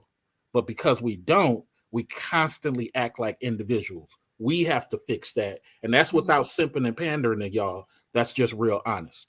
I'm the most honest conservative you will ever meet. Conservative. No, I don't agree. I mean, excuse me, I don't disagree with what you're saying. There's times on this panel when I've said, Jen and I have had conversations, said, you have to understand where we came from. Everyone pretty much looks like us, damn near. And plus, a lot of times, how the perception of who you are as a people, a lot of times based on how slavery has been taught to you. In Jamaica, slavery has been taught to us that we rose up, we fought back, we took our independence. Granted, they left us in fucking rubble, but we stood up for our fucking selves. In America, that's not the same thing. The narrative is docility. The narrative is savagery, brutality, and we bent the knee, blah, blah, blah, so on and so forth. So if you constantly condition a people that you didn't fight back, you didn't tell them about the rebellions, you didn't tell them about all these other things, the real things that happen. Yes, you're going to create a docile people, a people who constantly live in fear, and a people who constantly live in a state of low self-esteem. See, but let me add something to that. No, Saint, go ahead. No, Saint. No, I was just gonna say, I find it fascinating that from what you guys are saying, that Black people are upset that Latino people coming from South America, or maybe they're just talking about Mexicans, or Puerto Ricans. But I find that fascinating because there are Afro-Latinos, as Jen says, in Colombia, but there's also the Latinos that are running the place, right? The adjacent to white Latinos who are Europeans mixed with indigenous people. So Europeans mixed with indigenous people are not going to identify as Black. I wouldn't know why. How could you expect them to? And they're in a totally different culture than America. Right. It doesn't make sense. No, saying don't even try to make sense of it. It doesn't make sense. And here's the thing. Welcome, Jabari Bryant. We haven't seen you since forever. How are you? Hey, sorry. Let me mute the other one. No worries. So I do want to say this. I got some pushback from Mr. Research because he says that Black people tried to kumbaya with everybody. I disagree. When Black people include Latins, Colombians, whatever, as Black people, it's never a kumbaya. And kumbaya doesn't mean what we think it means, by the way. But I know he's using it, kumbaya, as in like, oh, I'm trying to include. I've never heard a Black person include me as being Black in a affectionate way, in an endearing way, in a way where it's like, hey, sis, I'm Black, you're Black too. It's always, yeah, Trump threw them bounty towels at y'all. You see y'all Black too? Oh, you see you, you see you Black too? If you get pulled over by the cops, you gonna find out you Black too. It's never in an endearing way. It has nothing to do with kumbaya. It comes from a place of lack. It comes from a place of self-hate. It comes from a place of, I want to share my misery with you, and I don't like that you may get treated a little better. I don't like that you have your own flag. I don't like that you have a second language. It never comes from a place, an endearing place. It's not a kumbaya place. It's always, you Black too. Paul Mooney, very direct. Puerto Ricans is just some niggas that could swim. That was an endearing. Godfrey, me no black. Dominicans don't want to be Black. And I challenged Godfrey. He backed out. He didn't show up for it. So I challenged him with it. He didn't want to come debate it. But it always comes from a very negative place. It's not. If it was kumbaya, I'd be with it. I'd be completely with it. So 10-second reply. You're absolutely right on everything. There's no rebuttal to that. But two things do exist at the same time. What I meant by kumbaya is our policies through the Black Caucus, through getting passports, Black dark skin back in the time when people used to call them grito. I'm not going to say the entire word. Now they're known as morenos and morenas. They were sent back, but the caucus, because anytime I talk, I'm talking political. I'm talking policy. I'm not talking anecdotal or insular. So policy-wise, we try to help. Even right now, today, Mr. Al Green has 3 bills helping Nigeria. So we constantly are pushing bills to help. I'm going to do a video on how Paul Robeson had his passport blocked. They were blocking melanated passports for a very long time. So there's a lot of political history people don't know, but you're absolutely right on your on the ground experience. What we do as Americans unfairly, we don't articulate, and that's one of the reasons why I put myself forward. We don't articulate things the way we do. It just comes out as aggressive pain, aggressive trauma. And we Yeah. really need to take a step back and say, you see what I mean? You see them policies? Instead of rah, rah, rah. But go ahead. Emotion. And I will say, before we pass the mic to Jabari, I will say your trauma is your fucking responsibility. And let's be clear, nobody was on the plantation. None of us. Not a one. Not our mamas and not our grandmothers. They were not on the plantation. My Okay, mother for the was. record. My So- mother was. Okay, your mother was. So here's the thing. You have to fix that trauma. It's not my problem. You have to fix that trauma. And I think that's the biggest issue with everyone across the board. True. I'm not responsible for your trauma. I'm not responsible for your American PTSD. I'm not responsible. To answer this fool, oh my Vegatron, when I say I want reparations, I'm being very facetious. I don't believe in reparations. Whatever the fuck I want, I go out and work for. I'm not waiting for Whitey in the fucking White House to give me a goddamn thing. So you got the wrong Puerto Rican. Okay? When I say I want reparations, I want to sound just as stupid as you sound. I don't need reparations. I'm good. Enjoy trying to get it. With that said, I'm passing the mic to Jabari, and good luck with it. Hope you get your reparations. First of all, hey everybody, it's been a while. Hey, Jabari, been Hey, a minute. Jabari. Crazy. And I'm coaching high school football now in my spare time. Like I have spare time, so that's been why I missed so many of the shows live. I do try to go in and comment and buy you a smoothie at least once a week, but that's a whole nother. You do. Thank you. I know you had a rebut for Mr. Yes. Research. Yeah, I'm a researcher too, as the rest of the panel knows. I just think it's important. You mentioned the whole flag thing. If we had our own flag, and you mentioned that you started with Clinton, and there were periods. I think you have to go much further back to really understand why immigrants kind of disregard Black people and how it's not just a recent phenomenon.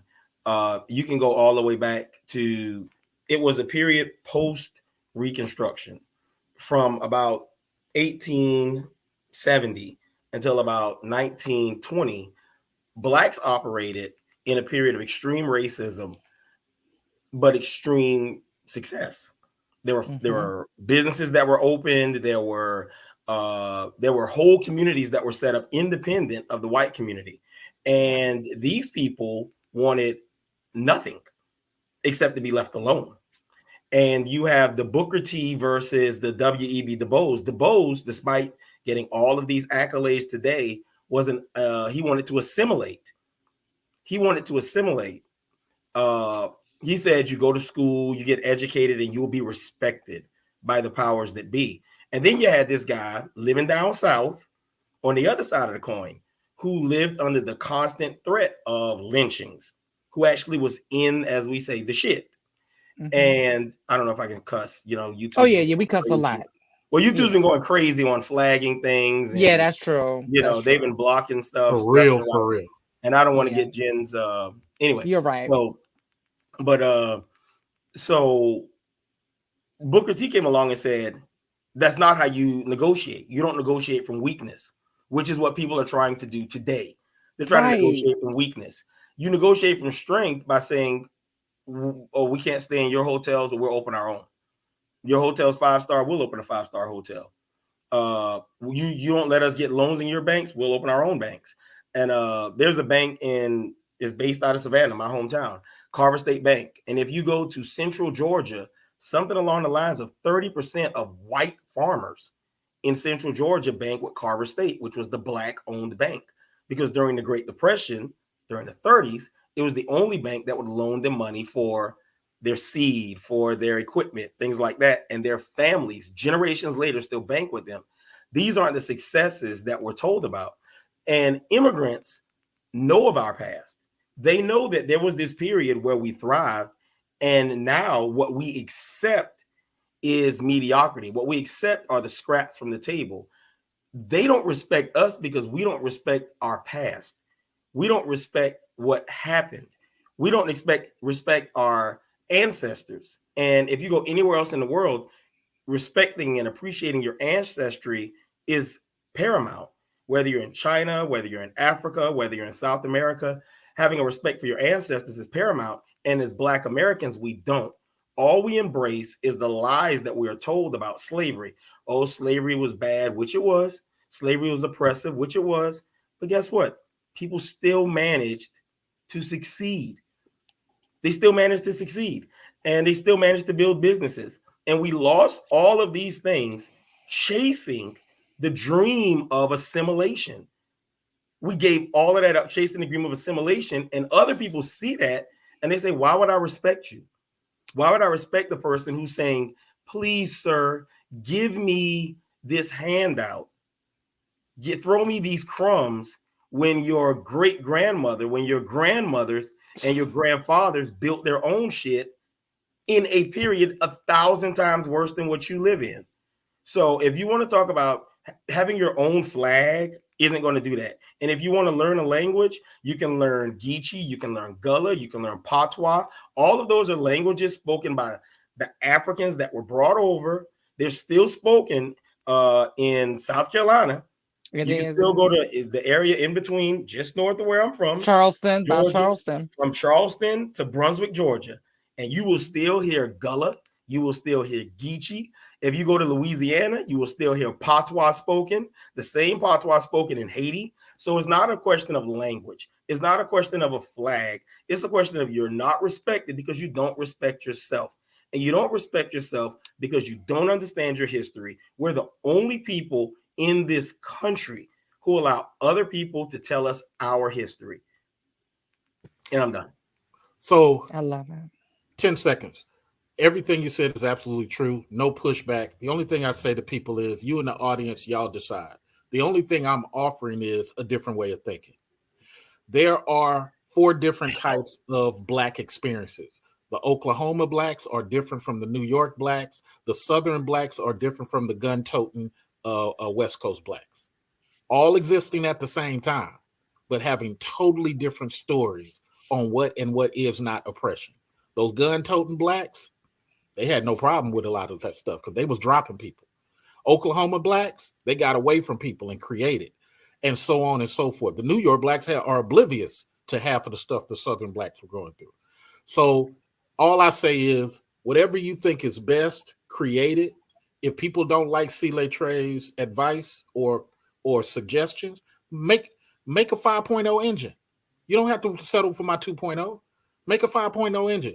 But what I would encourage us not to do, speaking on solutions, let's not, and I'm not saying you did this, Jabbar, but let's not get into the you can't, it won't work, lecture, you must agree with me in my echo chamber. Let's not do that. Create 5.0 and then do your 5.0 version. Everything can exist at the same time. I just want to see more managers and owners, and to your credit, less complaints. May I jump in again? I agree. I'm not necessarily disputing what you're saying, and I don't want to come across that way. I just wanted to make sure that we lay the foundations of why we're not respected. I mean, and there's no nice way to put that. Why we're not respected.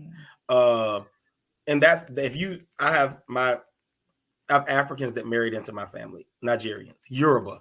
They don't like to be called Nigerians. I have Yoruba. I'm about to say Yoruba. I have Yoruba who have married into my family, and there's contention. And we do political Sunday dinners where we really. Oh my gosh! I know. Is it like really? Yeah, hard to believe for my family, but you get pushback, and you get real pushback, because Mr. Research, I'm the conservative in my family, even though I'm winning some people over. What was y'all Black conservatives the other day? We was looking for you. Again, I was, I got oh yeah, you did. You told us, and I coached. You didn't throw your cap up in the air like the rainbow guy, like the riverboat guy did. That's the problem. Yeah, for real. I saw the commercial. Jen. Like Lily said, close enough. So let's get it. But no, really, I feel like it's important. And I know I don't want to run down this rabbit hole, but it's important to teach young people the successes. Like when people were complaining about the Florida bill, saying that Blacks there were some blacks who made the most of what they learned during slavery. That shit is true. Jasper Sanks. There are black musicians who learned to play, who were musicians, and they bought the freedom of their wives and their children.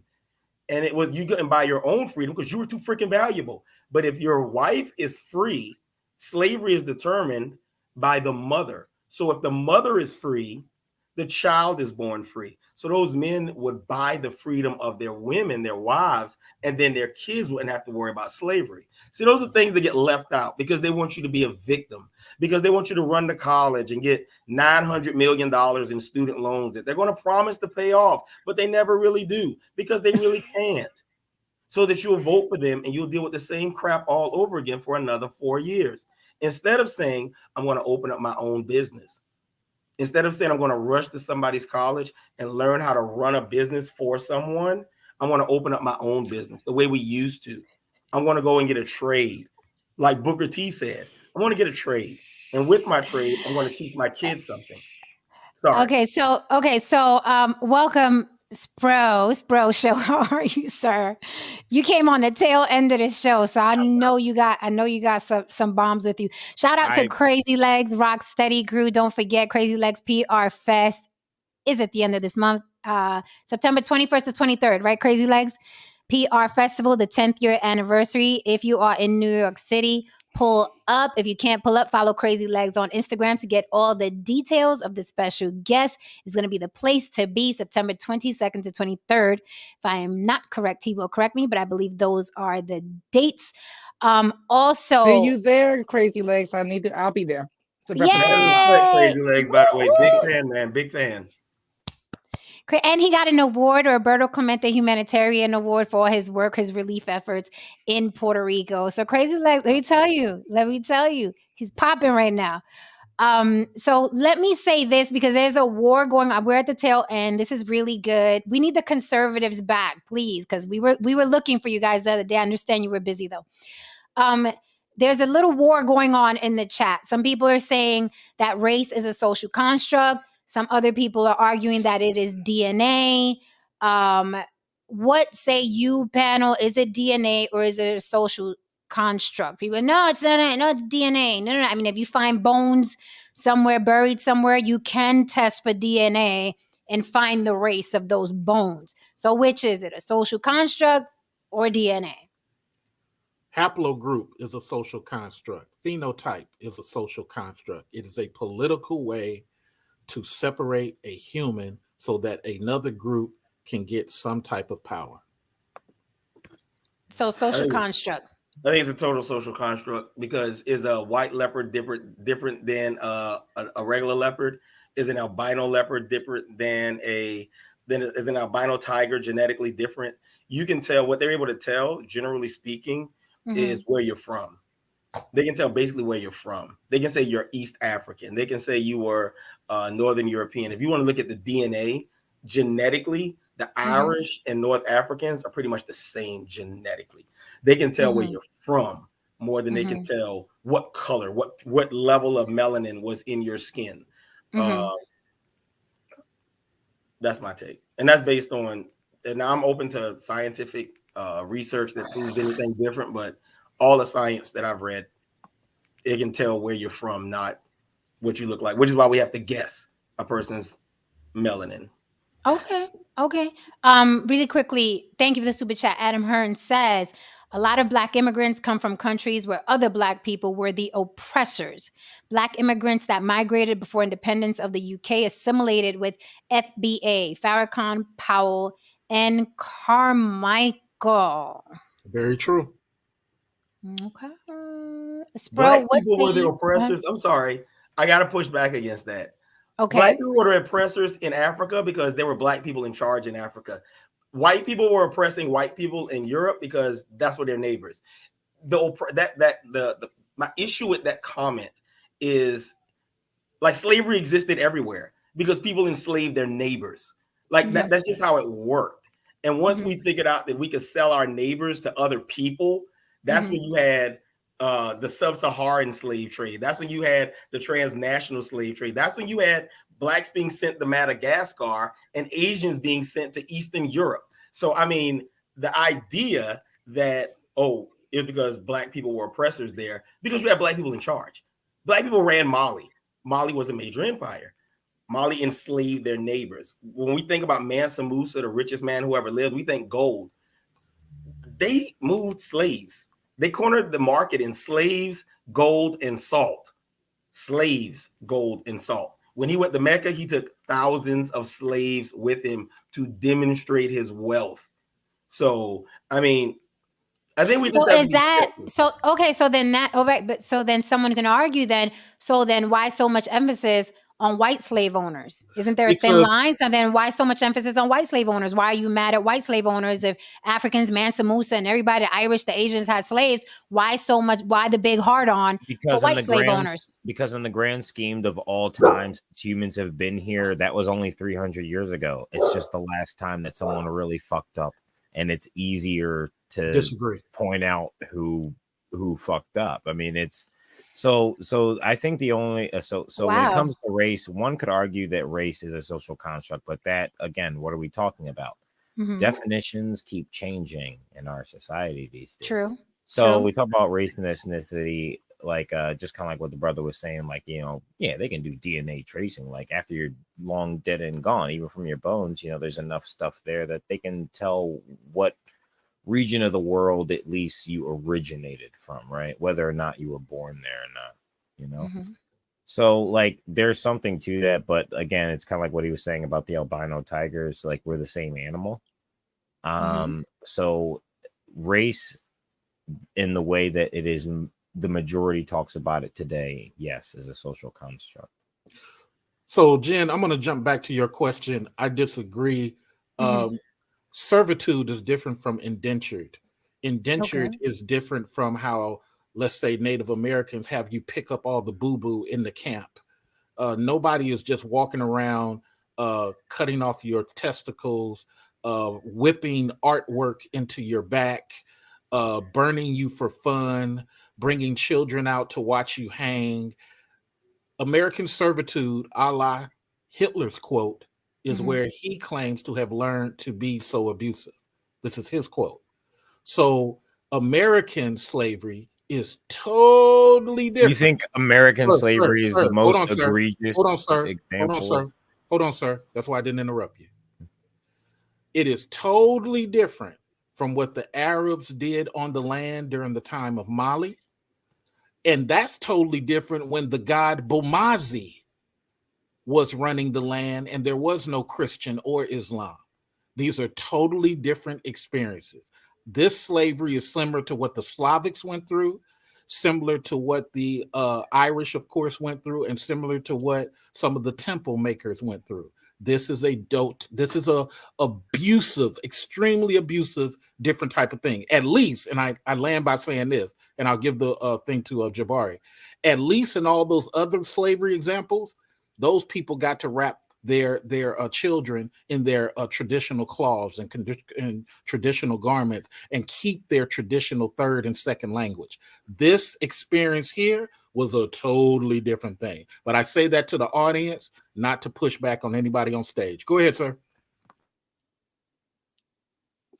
Can't hear you, Jabari. Jabari, you muted. I always mute because my dog is in here. I apologize. I have to disagree 1,000%. The Arab slave trade, they enslaved the men and the boys. They castrated them at the beginning of the trip. If you fell behind, they cut your head off. They forced you to not only give up your language, but you had to convert to Islam if you survived. Those were the Janissaries. And if you're talking about the women that were chosen, that were selected to be in a part of a harem, if your child wasn't selected to be the child that inherited, all of your kids were killed when the next person took over. You were regularly whipped. They whipped people every week in the Islamic slave trade. And it didn't end until the 1930s. Let's throw that out there. It didn't end officially until the 1930s, even though if you go to Morocco and Libya right now, the Islamic slave trade still exists. They still have slave blocks where they sell people and buy people, where they brand you based on the type of slave that you are. And you're branded on the face, by the way. And Yeah. when you die, you are not allowed to have the rights of your religion. And anything, if you disagree with me, look at the UN. The UN has a report on this right now. Look at the women's group, the different women's groups, International Women's Group, CARE, the International Women's Group, CARE. They What have reports on this from this Who year, does this? 2023. Who does this? This isn't Libya right now. I do know that for sure. Libya, Well, Morocco, Mauritania. They have slavery today. Well, these are Slavery obviously far white worse. Moroccans, and like they're white, obviously. Far worse. These are not white people. They Far have, worse. Okay, so then- they have to be from what you're saying. Yes, These white people in atrocities. Morocco and Mauritania and Libya. Okay, so then is there some truth? So is there some truth to what Spro is saying? The only reason that slavery is made a big deal of, specifically whitey, and the we're white here. people, the good white folks, is because we're here, and it's because it's the most recent, not because it's the most And we're horrible, or Spoiled because brats. It's not the That's most also recent. why. Because it was here. Because it was here. That's the reason. It's not because it was the most recent, because it still exists. How can you be the most recent when you still exist? Yeah, slavery I know is that still I know that this people. really hurts people. It shakes your idea of world history, but the British and the Americans ended the international slave trade. Gasp! No. Big fact. Spro stupid. Big fact. Stop. And Wait, the wait, British, wait, and the hold on. French, Queen wait a Victoria second, watch didn't do that, this. sir. And the Oh, no, British and the French ended Jabril. slavery in Africa. Queen Victoria didn't do that, sir. Is that what you're saying? I'm saying No, not you, Jabril. Europe is the source of all evil. You're wrong. Oh, you just here to troll. Okay. yes, he's savagely trolling. Savagely trolling. With the trolling, thank you so much for the super chat, Crazy Legs. Great to see you're still on the block in the middle of this madness. Let's not troll, though. Let's really talk about this with the few minutes we have left. I think we're gonna have to have a part 2, but let's not troll. Let's be serious, because that to me is very. It's like a fucking a huge Times Square light bulb. Then, in a way, you are disarming all the people crying about the white man bad, we's good white folk. It's just the most recent, right? Slavery most publicized, because we live in this country. I'm sure if you go to another country, we probably look like fucking, live here schoolyard bullies to the rest of the world. Go to Spain. Spain. Ask the Spanish about the Islamic slavery. Ask them why the 700, 800 years. Reconquista was the ending of white slavery in that part in Western Europe, not Eastern Europe, because the Eastern Europeans were enslaved until the fall of the Ottoman Empire in 1917. And you know, I would actually argue that slavery is still going on here in this country. It's just been rebranded. And I'm gonna give you the perfect example. A prisoner in Georgia who has to, work with the bush axe every day and, get bit by water moccasins, they don't get a dime. Like, in most prisons, they get something. They either get a sentence commuted, or they get a dime. It could be a dime. They get nothing in Georgia, and they work harder than most, like 9 to 5. That's drawing. That's But you drawing. can be Give them a sentenced to dime. that. Give Well, them no, a what dime. it is, They'll the way snap. they do it, I know this for a fact. yeah, the way they do it, and I live in Georgia, so it's true. I did And- prison time in Georgia. I know this for a fact. If you get some sentences, you make like 31 cents a day. But other sentences, you can be sentenced. If you're sentenced to hard labor, I think if it's hard labor, you get 31 cents a day. If you're not sentenced to hard labor in Georgia, you do not get anything for your time, even if they put you on a chain gang, I was even if about to they say. have you working, If even if you're they have you on sentenced all to of those hard things. labor, you So shouldn't. let get me. paid. So If it doesn't- if Mr. it Research. does Wait. not So Yeah, I'm just waiting for them to finish. okay, Go ahead. I would like you to respond, because that's pretty interesting when you think about other people that have slaves, and you're like, no, there's a difference between indentured and whatever. But if other people getting their penises cut off and whipped, then how do you Square it. rationalize that we had the worst sort of slavery here in America? Right. So let me run it. So sometimes people try to shout down, and what I want the audience to do is make up your own decision. So when I give you information, I'm giving you timelines and things of that nature. I'm just not making a believe me because I say so speech. Got 1,600 books of African history going back to Iron Age, as well as been to 4 Points of Africa. So with that said, he is correct on this one part. Regionally, you would have episodes of this and that happen throughout history, especially after the 610 war that Arab had in 610 BC. So he's correct. What we're talking about is an area very small. We're talking about the southern states primarily. We're talking about when Queen Victoria ended that version of England participating, they went to breeding them on within these states. That's just something the audience can go research. That way you can decide what's true, what's not true. I don't want you to have an echo chamber in the audience. I want you to read. I don't want you to believe me or the other gentleman. I want you to compare both of what we said and go research and see what you come up with. That's the most powerful thing I can give you and your grandchildren. So with all that said, what we had here was in a condensed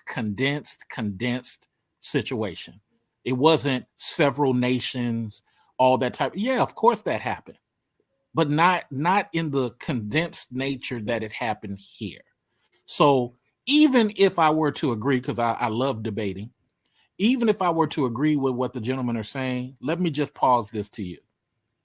Let us, and I'm speaking on behalf of my foundational people, let us foundational people fight the Congress on our own. Try not to weaponize your tonsils to say what we should and should not do. As long as we're not doing against what Jen talked about earlier, trying to shame immigrants and make them feel bad, I don't think that's cool. I have always spoke up against that. Let us politically do what we need to do, because here's what happens when we do go to Congress floor, because I'm part of ADOS Sacramento. They take snippets of some of you black faces who don't want us to have this political opportunity. You just want us to work harder. I get it. But this is a brand new thing of working harder. This is Obama. We not so long ago were extremely victimized with the Ronald Reagan and Clinton policies. This whole jail expansion, I've been locked up in jail for traffic more than I ever did for doing crime, yet I have no convictions. Let that sink in your head. Yet I have no convictions, because jail expansion, a policy that you would think, oh, you know, you're doing a crime. See, black folks try to use their face to just say stuff sometimes. People have policies here in America. We have to fight those policies. Are we making money now in the age of after Obama? Of course, because Dick Cheney took all these jobs and all this stuff away. It was totally different when Clinton was here. But thank you. I just appreciate you guys having this concern. I just say, hey, we're going to continue to do what we do politically. And if you guys are really upset at some of this stuff on this work hard stuff, when you see these Syrians do the exact same thing, I want you to keep that same energy. When you see the people want another $1 trillion to go over to the Dead Sea, I want you to come on these mics and keep that same energy. Don't do it only when it's a black person. When you see these other folks do it, keep that same energy. Get on your loud mic and talk. Wait a minute. Wait, I want you to be specific. What do you mean when we see the Syrians do what exactly? We should jump on the mics. When they start politically trying to get money out of Congress. Mm-hmm. Now, isn't that unfair though? Like we don't live in Syria. We live here. So aren't we going to have an opinion about what's going on here, not in Syria? Isn't that kind of unrealistic? No. Syrians who live here trying to get money out of here. Here. We still pay a Nazi German. There was 2 Nazi Germans that we've been paying Social Security to for years living in Germany. What you Word. guys got to understand, there are political things happening Mm-hmm. that sometimes other folks are not aware of. And it's unfair when we attack y'all the way Jen got attacked Mm-hmm. verbally as Americans. But when you're fighting against some of the policies that we're trying to get done, Mm-hmm. you kind of not realizing that there's some things happening beyond your bubble. What So if you see a Syrian, if you see some of these Afghanistans fighting for stuff in the next couple of years, I want you to get on your big microphones. But wouldn't that up to okay? But I would guess that Syrians, people from Afghanistan, they're not a monolith either. I can imagine that some people from Afghanistan and some people from Syria are going to look at their own people like, pick yourself up off your ass. We came here. We did what we had to do. Wouldn't the same thing happen in their communities, to be fair? Wouldn't they be like... No, because people got to understand, some immigrants are here to be part of the American experience, but there's some people using this as a temp job to send money back home, and they'll do anything they can to send money back home. So can I say something, That's Mr. Research? the kind of place where you can do that. So who cares? See, you're trolling. You're not serious. No, Mr. I know. Like, legitimately, sincerely, like, I do like mean that. Like, this is the kind of place. Again, there are rules. I do think we're a little lenient with it. I do think, like, again, I think this should be the kind of. I always was under the impression that this is the kind of place where, like, if someone wanted to come in, they could. You know, there were certain things that they had to go through. However, it wasn't like the kind of thing where, like, no one couldn't. You know. And it was the kind of place where, like, anyone could make anything of themselves, no matter where you came from. Maybe some have to work harder than others, but it really is the best place on earth. It has a lot of bullshit, and, like, our history is, like, fucked, but that's, like, everywhere on the planet. And, like, America is a baby in comparison to everywhere else in the world. The unfortunate thing, you're minimizing without understand the historical things. Okay, even with the historical, what of that knowledge? Okay, so America's evil and, like, slavery. Oh, fuck me. So, like, okay, so what? You really got to read more, sir. You really got to. No, what I'm saying is, what is one to do with the info? Like, what of it? Do you get what I mean? Like, what of it? Even if it's like, okay, so, like, even if every, like, whatever worldview that you have, and, like, I don't think I fully understand it, and, like, you know, because, you know, it's been brief. However, just from what I'm gathering, even from, like, what you're saying is, what of it, man? Like seriously, like, what can you do? Like, let's say America's just evil. Let's say just Europe and everything, and just white people and no Satan, everyone, they're just the fucking devil. What the fuck of it? What can I do about it? Like, who gives a shit? Like, I don't say that to minimize, like, trauma or hurt or, like, terrible things done, but, like, what of it at this point, man? Like, have we not done enough? Like, people like to really rag on America. Are we not progressive? I've been so confused the past 15 years, dude. You know, when I found out, you're not saying anything. No, I'm. Listen, I want to say something earlier, but legitimately, bro. Hold on a second, man. Yes. Let me just say something.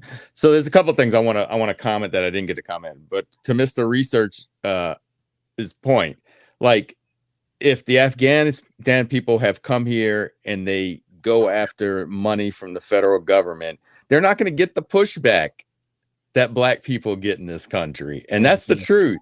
And I agree with them. They don't. There's several groups who have gotten reparations that don't get pushback. All he's trying to do, he's part of a group that is trying to get reparations for things that have been done in the past, just like any other group. The other thing I want to say is the reason I believe, because as I'm sorry, I forgot Jabari. Jabari has a lot of great knowledge of the history of different slaveries and, you know, the other psychopathic people. The reason I think it's, first of all any kind of that stuff is terrible, and here in America it was terrible. But I think the reason that first of all, we live here, it's recent, and we make a lot of movies, and pictures are worth 1,000 words. And when you see that, You don't see it in the other parts of the world. So it seems, and it was horrible here, but there may be other ones that are horrible in other places too. We just don't see it on film as much. That's all. And I do want to say, right now, what I've been noticing in New York, because I get out a lot, I'm all over the city a lot, and any welfare office you pass in New York City right now, there's a line wrapped around the block with immigrants. Every single welfare office in New York City, it is crazy now. Like, what New York is becoming a big homeless shelter. It's insane. Can I Wow. jump in here? First of all, thank you so much for the super chat. Jabari Bryant says, "Get myself a smoothie." Great debate. It is a great debate. Let me I'm say loving this. it. I think there's something that we're not considering. Okay, I just want to throw something else in the stew. How old are you, Spro? I'm 31. 31. A baby in comparison to the panel. Okay, respectfully, a baby in comparison to the panel. Do you not see that the younger Black people are, okay, who are out here hustling, doing their thing, raising their families, the less they give a fuck about reparations? Do you see that? When you see people leading the charge on reparations, it's usually older folks or clowns like Tariq Nasheed. Okay, let's keep it 100. This is what we see in the media. It's usually older people, politicians, okay? Be good trouble. Young people don't give a fuck. That is a fact. Another thing, we can bring in this immigrant wants reparations, the Syrians, but the Black experience in America is quite unique. You are talking about a people, okay, who Black Wall Street, right? You're talking about a people who are now millionaires and billionaires in this country. So it's really hard to convince an entire demographic of Black people that they need reparations when millionaires and billionaires are popping up every day, okay, that are your race. And I think that's the glitch. The younger people don't give a fuck. And a lot of Black people are millionaires and billionaires and entrepreneurs, while a whole demographic, no, we still need reparations. And I think that's why there will never be a unanimous decision and vote and desire for reparations. And let me tell you, the older we get, okay, the less Black people that are younger than us going to give a fuck about reparations. And I think that's something else that you have to consider. He's 31 years old, has a beautiful family, has a great job. He's up here like, what the fuck are you basically belly aching about? Can we move on? Now there's the other side. Oh, Syrian people, you're not pushing back on Syria. You're not pushing back. But the thing is, there are too many Black people, Black excellence, the echelon, the hierarchy, too many of them doing some real badassery shit. Do you not see that they're two separate communities? And I don't want you to answer, no, Saint. I really want Jabari or Mr. Research to answer that respectfully. I know, but I'm not going to answer. Respectfully. I don't need the liberal thing right now. Respectfully, because they're the ones that are talking about reparations, and the reparations aren't going to affect you. So I would like to hear from them, and then you can chime in respectfully. So here's my quick thing, and then I'll pass it over to Sparrow. We've had several times, I think 3 times, that Black people exhibited the millionaire appearance.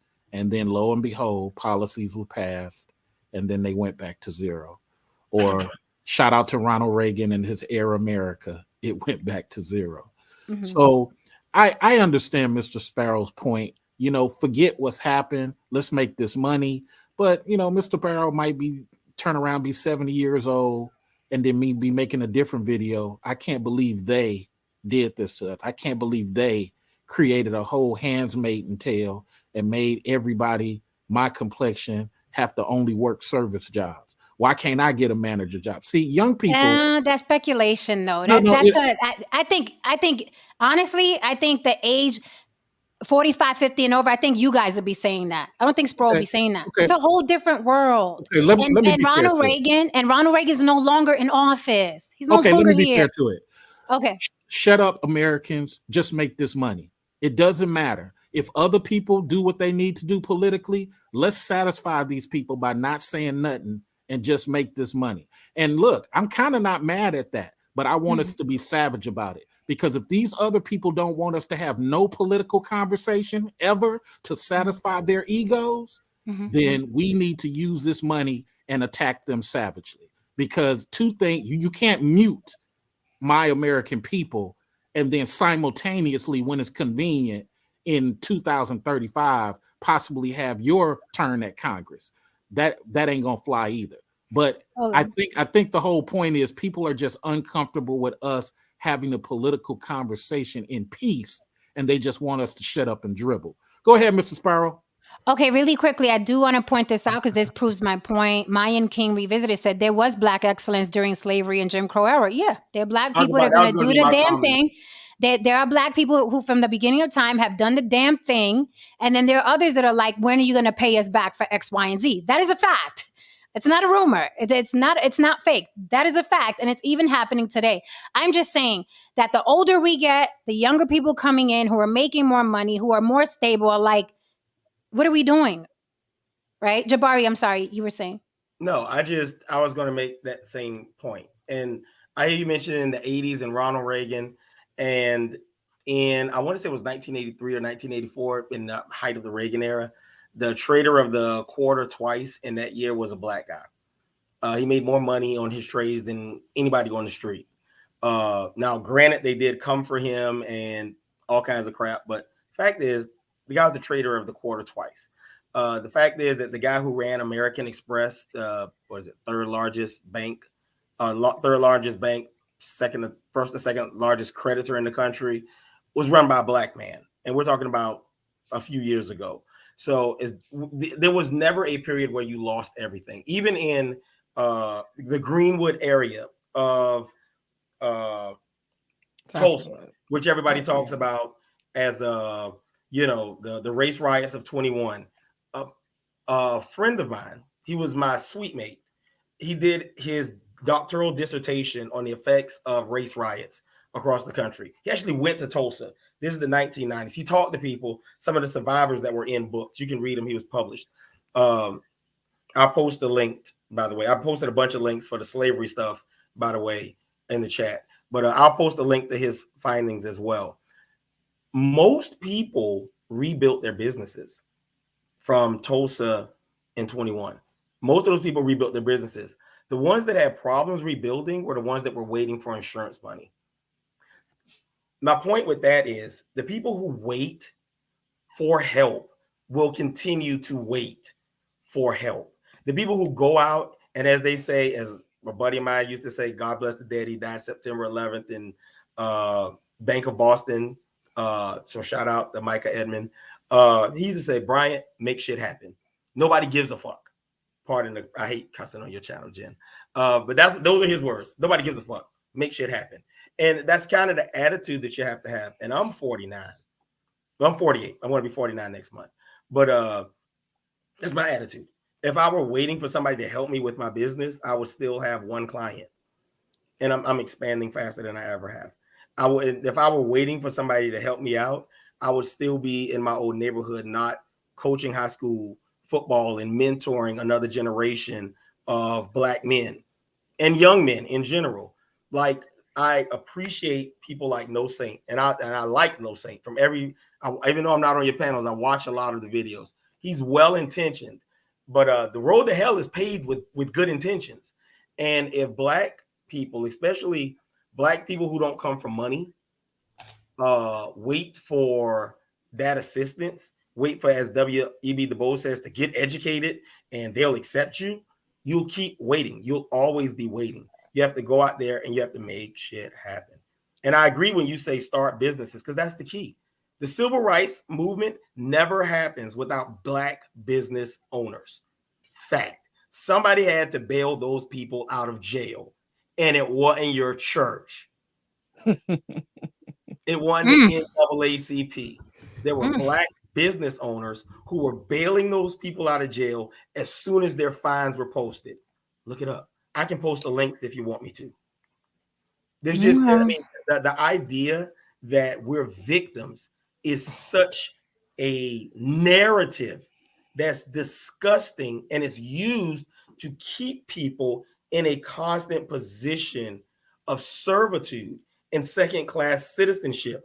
Because if you're not hearing, there were Black millionaires when you could be lynched for making eye contact with a white woman. What's your excuse? There were Black millionaires when there were used books, if any books, in your school and no internet. What's your excuse? the Black family was intact before rap music, before Proud Boys, before all of this stuff. What's your excuse for not having decent relationships? What's your excuse for not respecting your women? But as long as you have this, oh, woe is us, slavery was so bad 100 and however many years ago, 150, 170 years ago, slavery was so bad. Amen, amen. It was Amen, pretty amen. bad. So here's my response to this. Everybody likes to equate money, and when the Italians got reparations, Mr. Jabril, were they not millionaires? Yes or Italians no? got reparations where? In this country? See, you're not informed. You see, this is the point that I'm making. I'm asking You're you a not question. informed. Here's my second question. They got reparations in Louisiana. That's an actual That's a documented state, thing. right? That's a They state. were millionaires. Hold on, sir. They were millionaires and landowners at the time of their reparational package. This is the problem that we have speaking with people who don't know the politics on what they're saying. Everything is not about money. It's just not. Some of these things are Congress political. Let me ask you another question. When the Chinese were not allowed to own property here in America, yet many of them were, to your credit, millionaires. Why did they get reparations? You talking about, okay, let's clarify. You're talking about no, because I want to respond. Because you're talking about a state giving reparations or an individual area giving. California is the only state Because that's talking about completely reparations. different. Yes. No.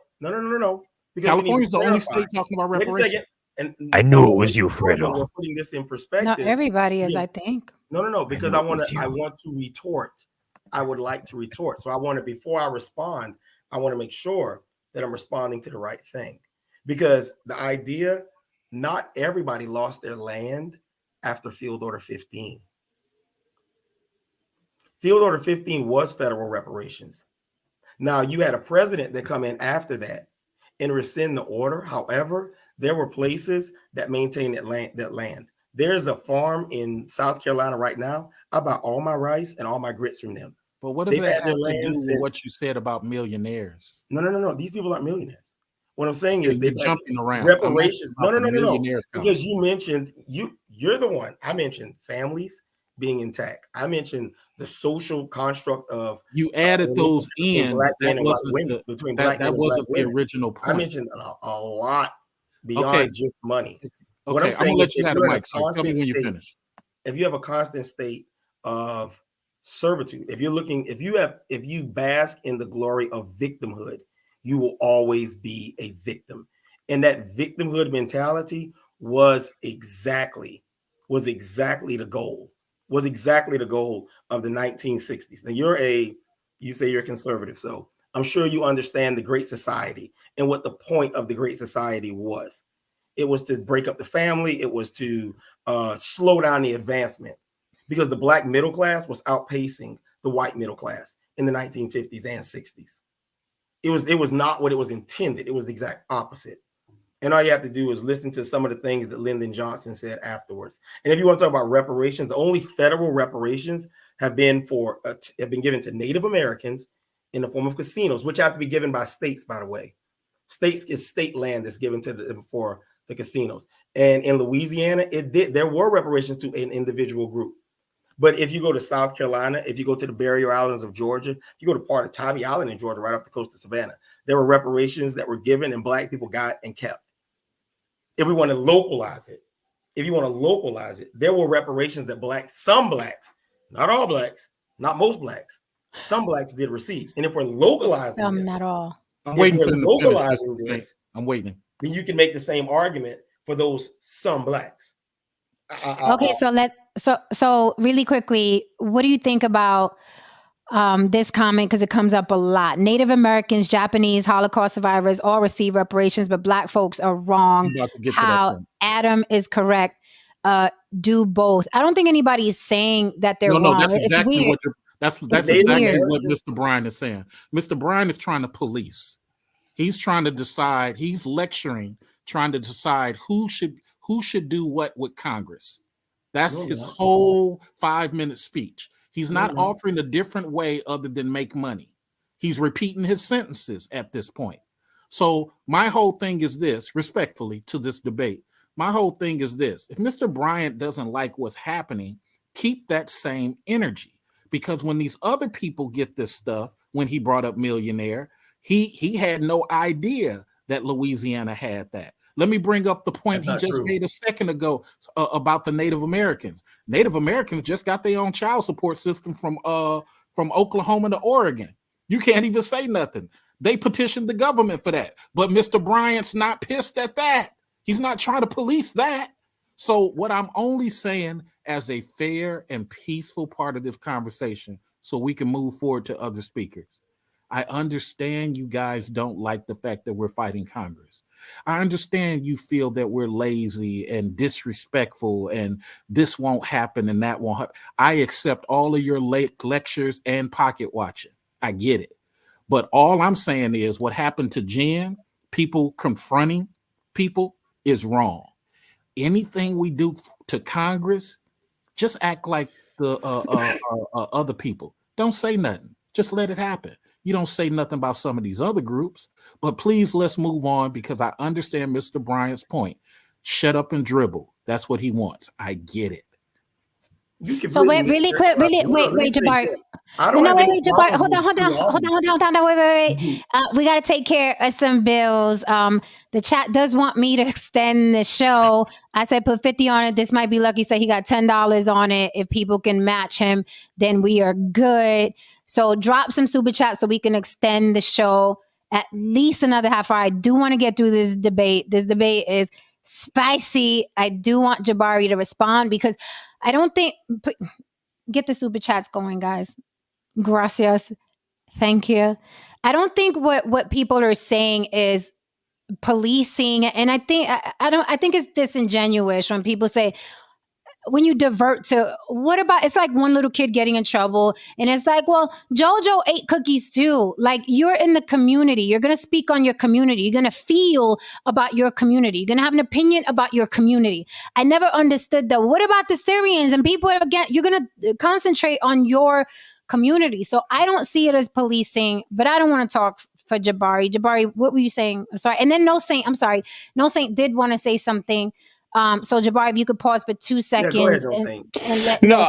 Listen, a lot of it now has been stolen from me because I was going to make a liberal comment. All I was going to say was there are plenty of millionaires out there that were getting the PPP loans, that take Social Security. They don't need it, but it's owed to them. So I have no problem with Mr. Research going and get what's owed to people that were taking advantage of it. That's all I want to say. It's not a liberal point. It's a right or wrong point. And I don't understand why people would fight against that. And I guarantee you these young people that say we don't need it will be in line getting a check if it's offered. Most of them.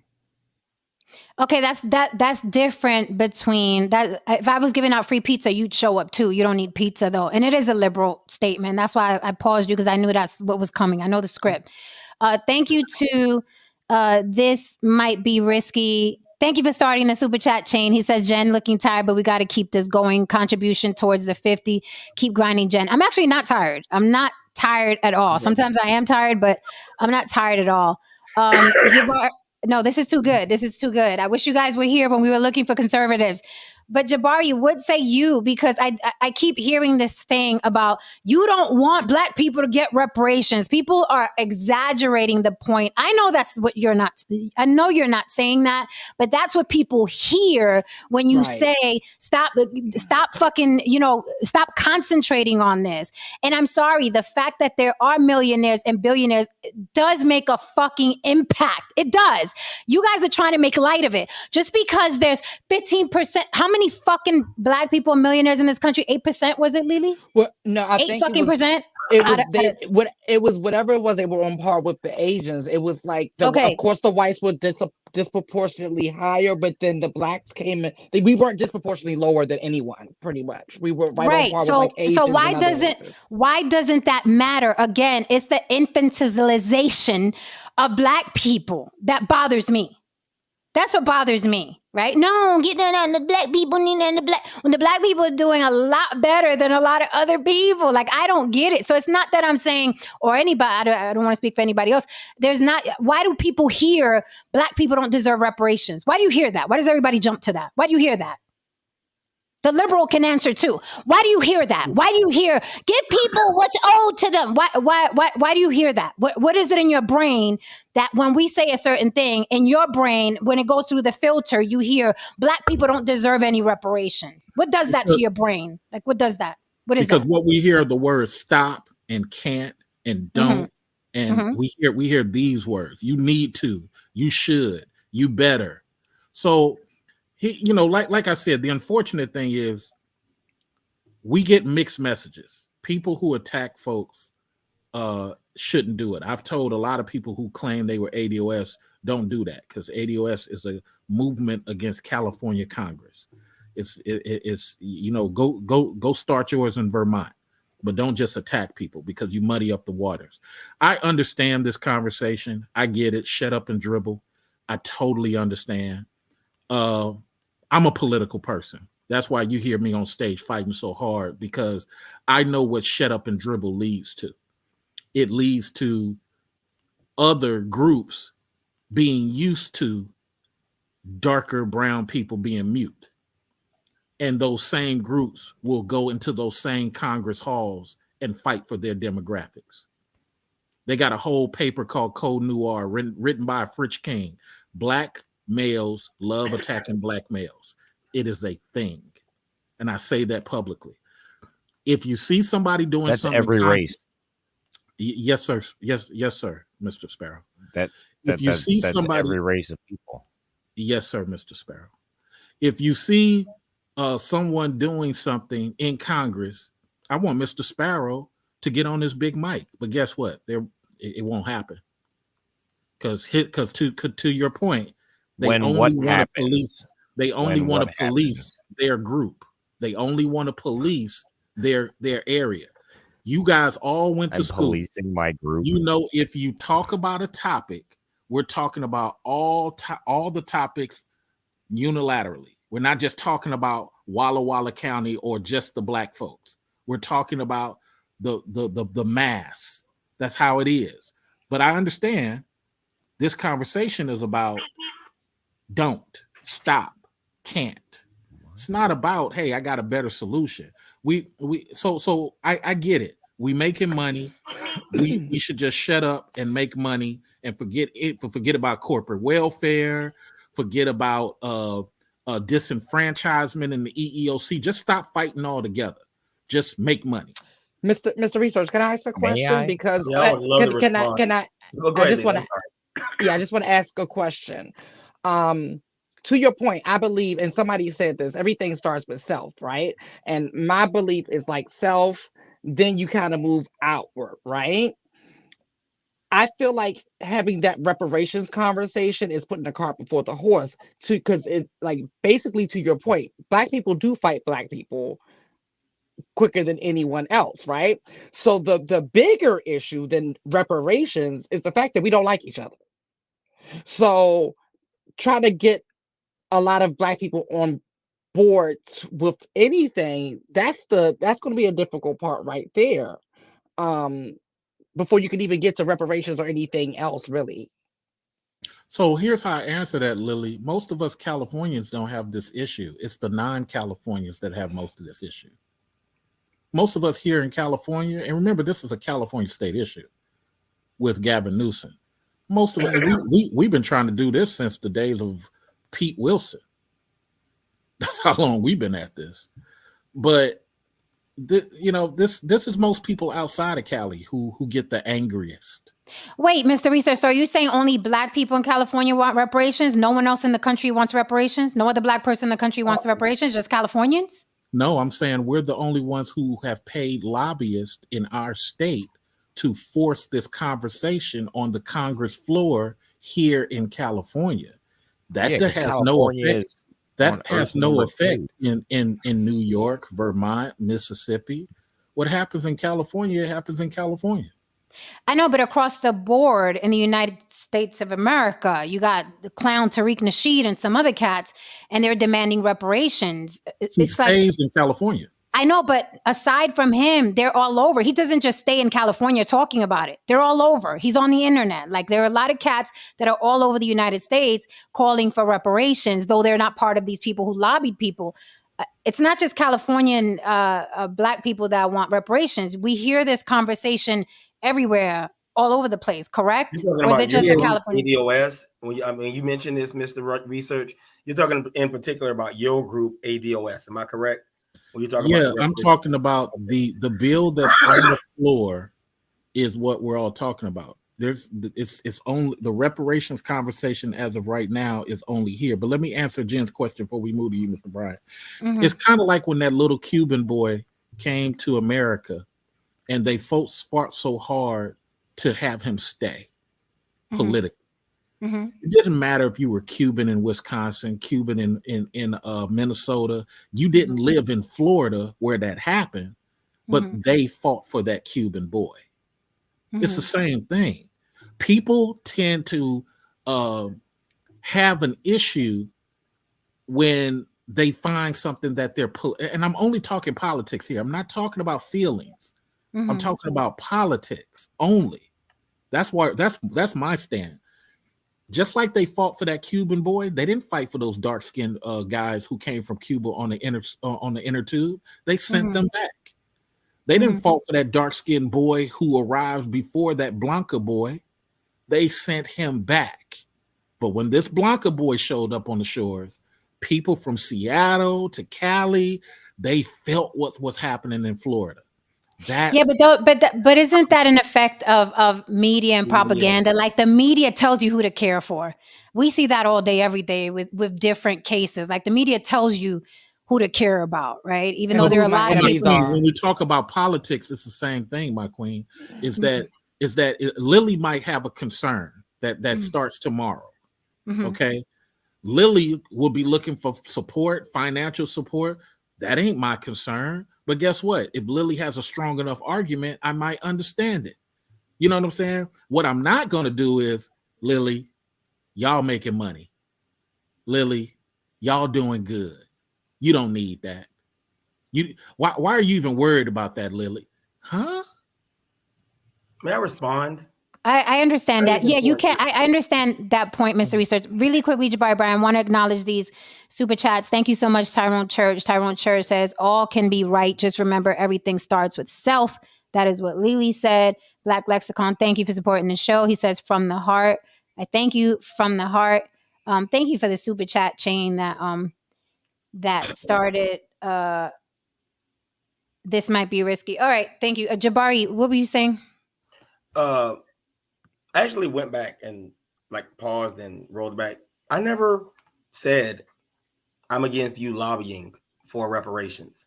I never said that I don't think you should try to get it. I actually went back and muted this and went back and listened to what I said. I never said that. That you took it from that you took that I said as a group, as a whole. Black people's focus should be elsewhere, because for the average Black person, that is not the primary, that is not your ticket out of your current situation. I think that we can all agree that that's a reasonable assumption.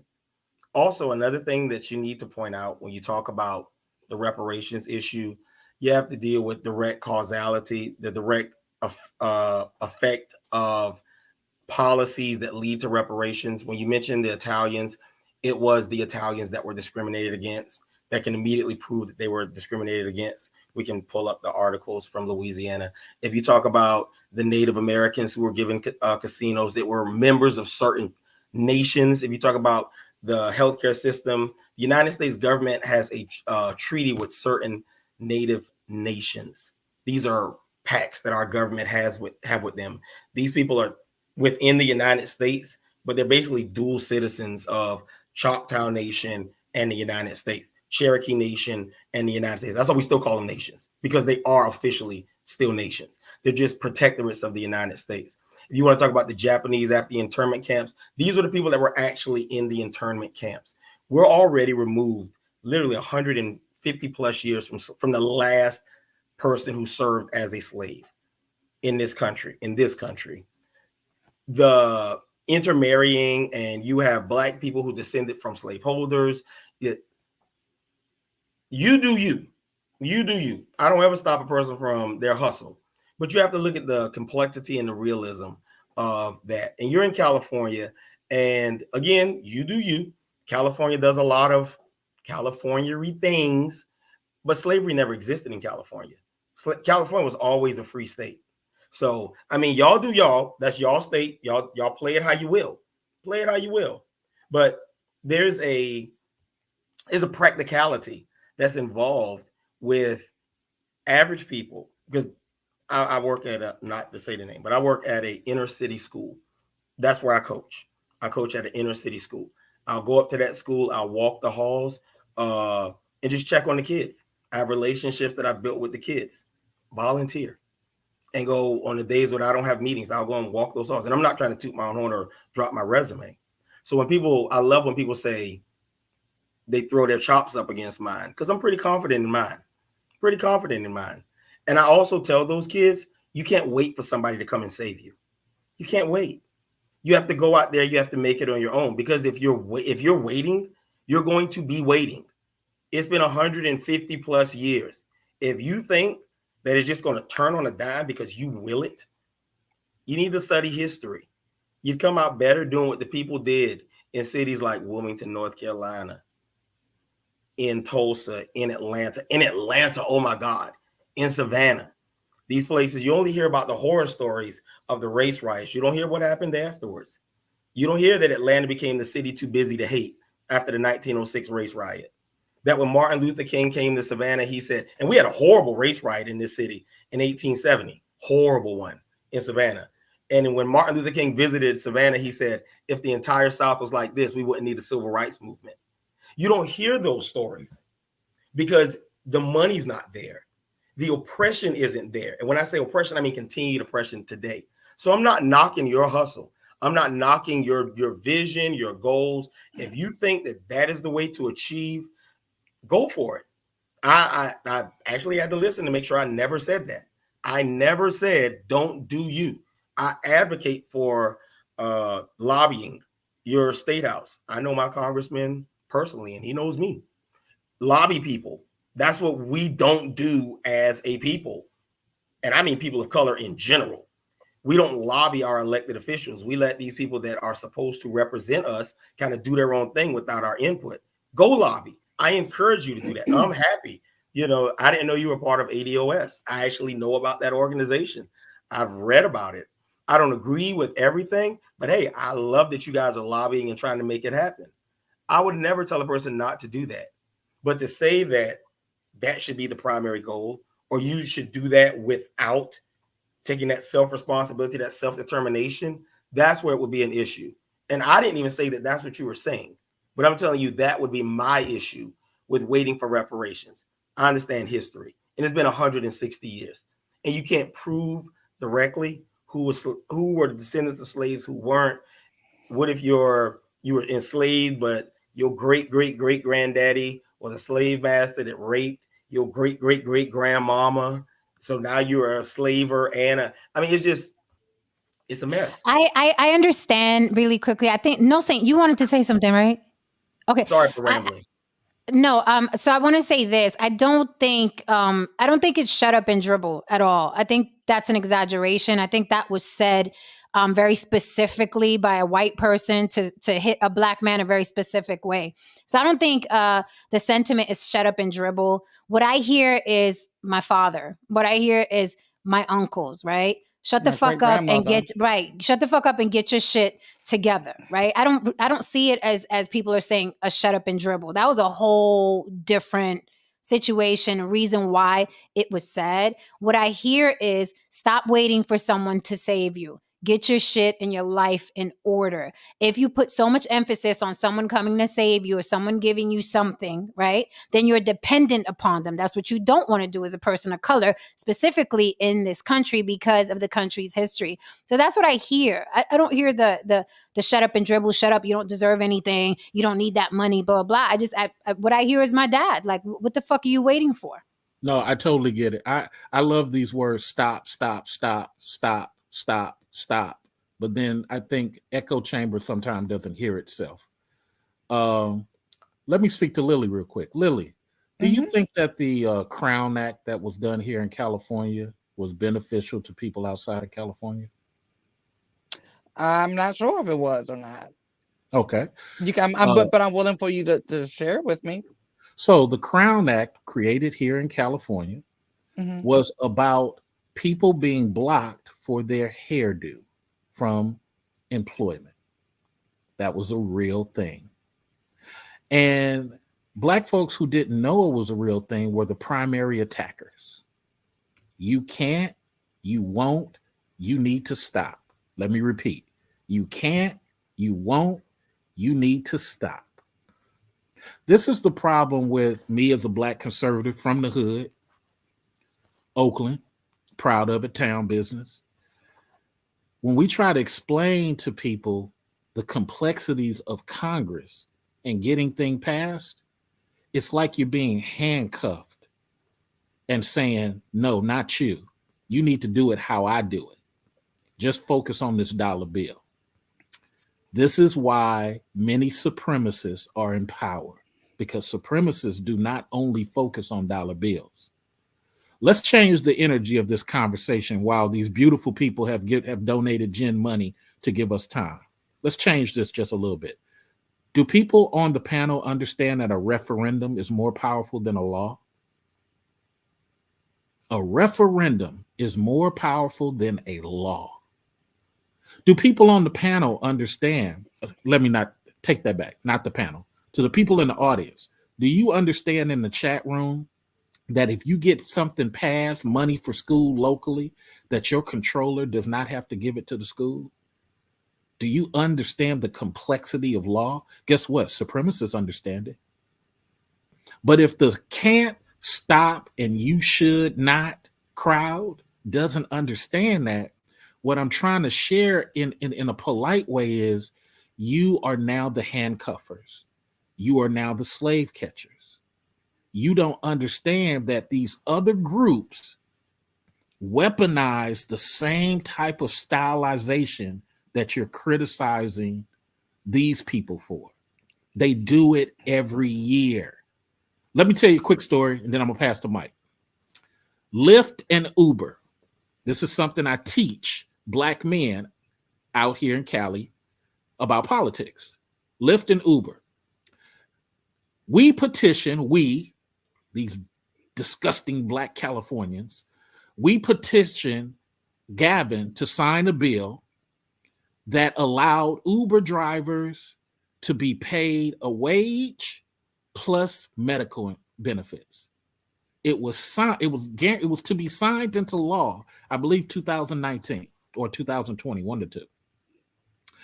Uber and Lyft rushed together. They created a referendum, a whole cartoon on TV. Hey, wouldn't you like to have, I got to use Jen voice. Hey, wouldn't you like to have insurance?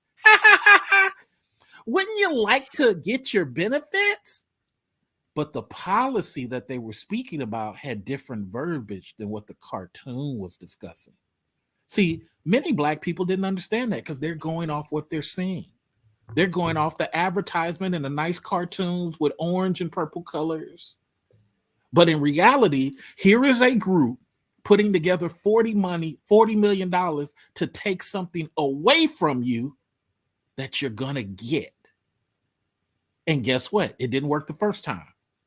They put in another one 6 months before it was supposed to be signed. This is how dedicated these non-Blacks are to doing the same exact thing. But guess what? I don't hear nobody saying shut up and dribble. I don't hear nobody saying, hey, Lyft, Uber, just pay how you weigh, dog. Come on now. Don't be sitting up here putting no misleading cartoon out. You know why? Because many of the people don't want that smoke with these other groups. They only want to talk about their group. So what ended up happening is the referendum passed, what Gavin signed into law got thwarted out, and now Uber has raised their prices here because they won. This is the political stuff, chat room, not to the people on stage, chat room, that you're missing out on. You're mad at white people, and what I'm telling you, don't be mad at white people. Mad at the black people who are handcuffing you. Because the white people have the freedom to just come up with this stuff. Living scruffy, smoking a cigarette, let me pass a bill. Black folks ain't gonna say nothing. Let me go down to City Hall. Black folks ain't gonna say nothing. Let me go to my controller. Do any of you people in the chat room even know who your controller is in your county? Do you even know what a controller does? So respectfully to this beautiful conversation, you guys might be right. I might be wrong. The only thing I'm suggesting is, from my lens, I just look at it politically. I don't look at it in Mr. Bryant's point of view of, hey, just go get all that you can get. I'm doing well anecdotally in Solari, but I'm thinking about people on a grand scale. I'm thinking about great grandchildren, yours. I don't even have kids. So I hear y'all, and half of me is with you because it really is about hustle and get your money. But there are some political things happening that we blame white people for. And in actuality, they don't have as many white discouragers when they go to Congress.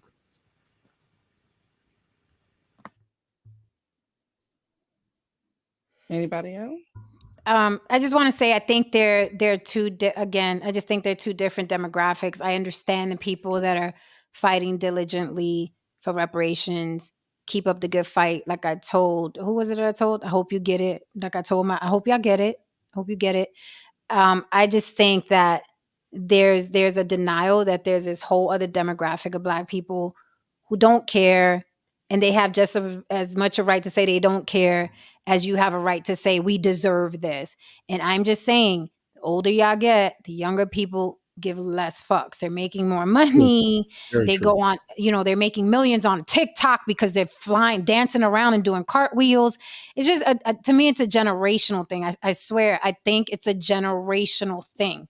That's what I think. As far as like being mad at white people, again, those are two different people. There's a whole demographic that don't give a fuck about a white man, that don't think white men are stopping them, that don't think men are got a boot on their neck. It's two different types of people. I don't deify white people. A lot of other people don't. I don't think white people are holding me back. Fuck them. A lot of other people don't, especially young Black people, especially young Latin people. We don't look at white people the way the older generation looks at white people. I don't look at white people the way my grandmother and my mother did. My child is definitely not going to look at white people like maybe I do. I mean, things change generationally. Things change, and it seems like a lot of older folk are still looking at white people like this big giant white boot on them, and we just don't look at things that way. We just don't, and I think it's okay. I think, I don't think anyone is saying shut up and dribble. I think actually we're saying good luck with that shit. I think that's what we're saying. It's like saying Jesus is coming back. Like, good luck with that shit. But, we're going to be over here. We're going to make money. And again, I think about my dad. That is how I was raised. I was never raised that white people owe me something, despite what happened. I just don't see it. My dad he was a hustler. He did what he had to do. And he barely spoke English. So, I'm coming from that background. I don't think anyone's saying shut up and dribble. What we're saying is good luck with that shit. We would say about anything else. Well, you know what? I tell people I've been traveling since 91. Mm-hmm. When I go to Austria, I do better than the Austrians. When I go to Romania, I do better than the Romanians because I'm not tied to what they've socially been indoctrinated with, their politics or any of that. I'm just there to make bread and bounce. You feel me? But what I'm not going to do is get on the microphone and say, what's wrong with you Austrians? What I'm not going to do is go to Scotland, Gaelic people who believe that they were there before the German king and queen ever arrived. I'm not going to get on the microphone and say, what's wrong with you Scots? Why y'all can't, man, look at all this money I'm making. Look at my condo. I'm not going to do that. You feel me? Because they're dealing with a totally different thing. And I understand, this was a great conversation. I think we all got a chance to eat off of this. I'm going to do a reaction video to this. I did a reaction video to the last one with George on it. George apologized, and that was so nice. George apologized to Haran. Notice I'm changing the energy of the discussion. But yeah, I'm gonna do a reaction video. This is a beautiful conversation. I think we need to have a lot more of these detailed conversations where everybody has polite fist fights. Right. You know what I'm saying? King's English, y'all. Top of the morning. I mean, I aim to have these conversations. Just hard to get people to come through here. So then it's like we talk about whatever it is with the people that we have. But there's nothing wrong. I mean, you don't have to change the energy. There's nothing wrong. This is what we do. We talk. We're adults, and we can walk away from you it. Got my email now, right? Yep. And I put it in the back chat. Lily saving her. I'll put it there. I put it there. Yeah. I got it. And that's the research. And that's why my email is called Research Your Opinions, because opinions are feelings with no facts. That's what the dictionary tell you. Research your opinions. Go ahead, Mr. Saint. I was gonna say, you know how it goes. California is always on the edge and dragging the rest of the country into the future when it came to cars with clean exhaust, water, anything. It's always California that passes it first, and then the rest of the country has to comply, or at least gets an idea of what to do. And so keep doing your hard work. Or not. Thank you, Mr. Saint. Hey, look. No, may I ask you a Go question? ahead, Brian. Was your take from what I said to you, don't do what you're trying to do? Was that your take from what I said? I'm just curious. So Mr. Bryant, I sometimes have to make sure that I'm not getting triggered. I have been in public speaking since I was 16. I've been on debating teams. It's a little nerdy is my answer to you. When a person conflates several topics into one, or they use certain keywords like don't, stop, and it comes across like you're in the negative. My teacher told me your public speaking is either in the positive or it's in the negative. There is no in between. So that's what I was hearing. So I just threw it back out there to see what stuck on the fly trap. I believe in giving people like you and Jen the last word. I'm not a circle argument person. This is about helping the chat room and people who listen to the replay benefit. They deserve these type of conversations. So I go into Africa rooms. I have African history discussions. I go into all white rooms and get them angry and have political discussions there. So this ain't just for you. This is just, this is for our people, man. Everybody. We are a rainbow situation here in America. We are about to be truly international in 2030. There's going to be classism at a all-time high, to a Jen's point, in 2030. And we as Black men specifically, we got to stop being so domestic and regional. And I'll say this, another thing is we're not a circle jerk here. We're not an echo chamber. We've never been, we never will be. Now, will we get someone to come up, agree with me? Yeah. Will somebody come up and agree with No Saint? Yeah. But we're not an echo chamber. I do want to say, I want to make it clear for our people. And I mean, people of color in general, because people of color and our people go beyond Black Americans. I want to make that point. But I do want to say that there are more ways to skin a cat. Reparations isn't the only way to help the Black community. I know I do, work in the community with youth. I help homeless people, majority Black. We all do something. So there are more ways to skin a cat. I don't want people to think if they're not fighting for the good old reparations from, America, that's, they're not doing what they should be doing. There are a lot of things that we should be doing. And that's what I want to say. As far as what Valley is saying, I don't know what the fuck you're talking about. I understand very clearly. I just don't believe in it. I was raised differently. My father raised me differently. I'm a go-getter. That is who I am. I'm not saying that you're not a go-getter if you're not fighting for reparations. I'm just saying you and I have different points of view of how to live life. I don't deify white people. I don't feel like white people owe me shit. I put them in a very certain box. That is where they've always been. That is where they stay. Okay. And they're not stopping me from doing anything. I say that over and over again on this channel, but we are not an echo chamber. This is not a circle jerk. That is why we gave everyone the mic. And I hope that we gave everyone the mic fairly.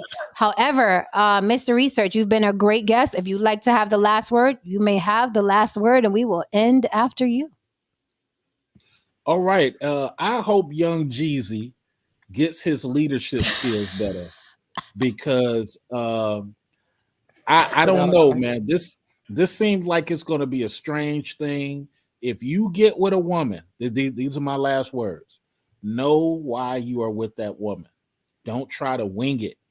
Don't be like, she's supposed to. No, sir. You have to do like Boaz and any of these other leaders of the family. You have to know why she's there, give her a plan, and you need to be doing your part. I just hope this doesn't turn Jeezy into one of those bitter people, mad like Kanye got mad because Kim had a stronger family. Because when you look at Kris Kardashian, she picks out people with great catalogs who really have no family. That's her pimp game. Damn. Interesting. All right. Thank you, guys. Much love.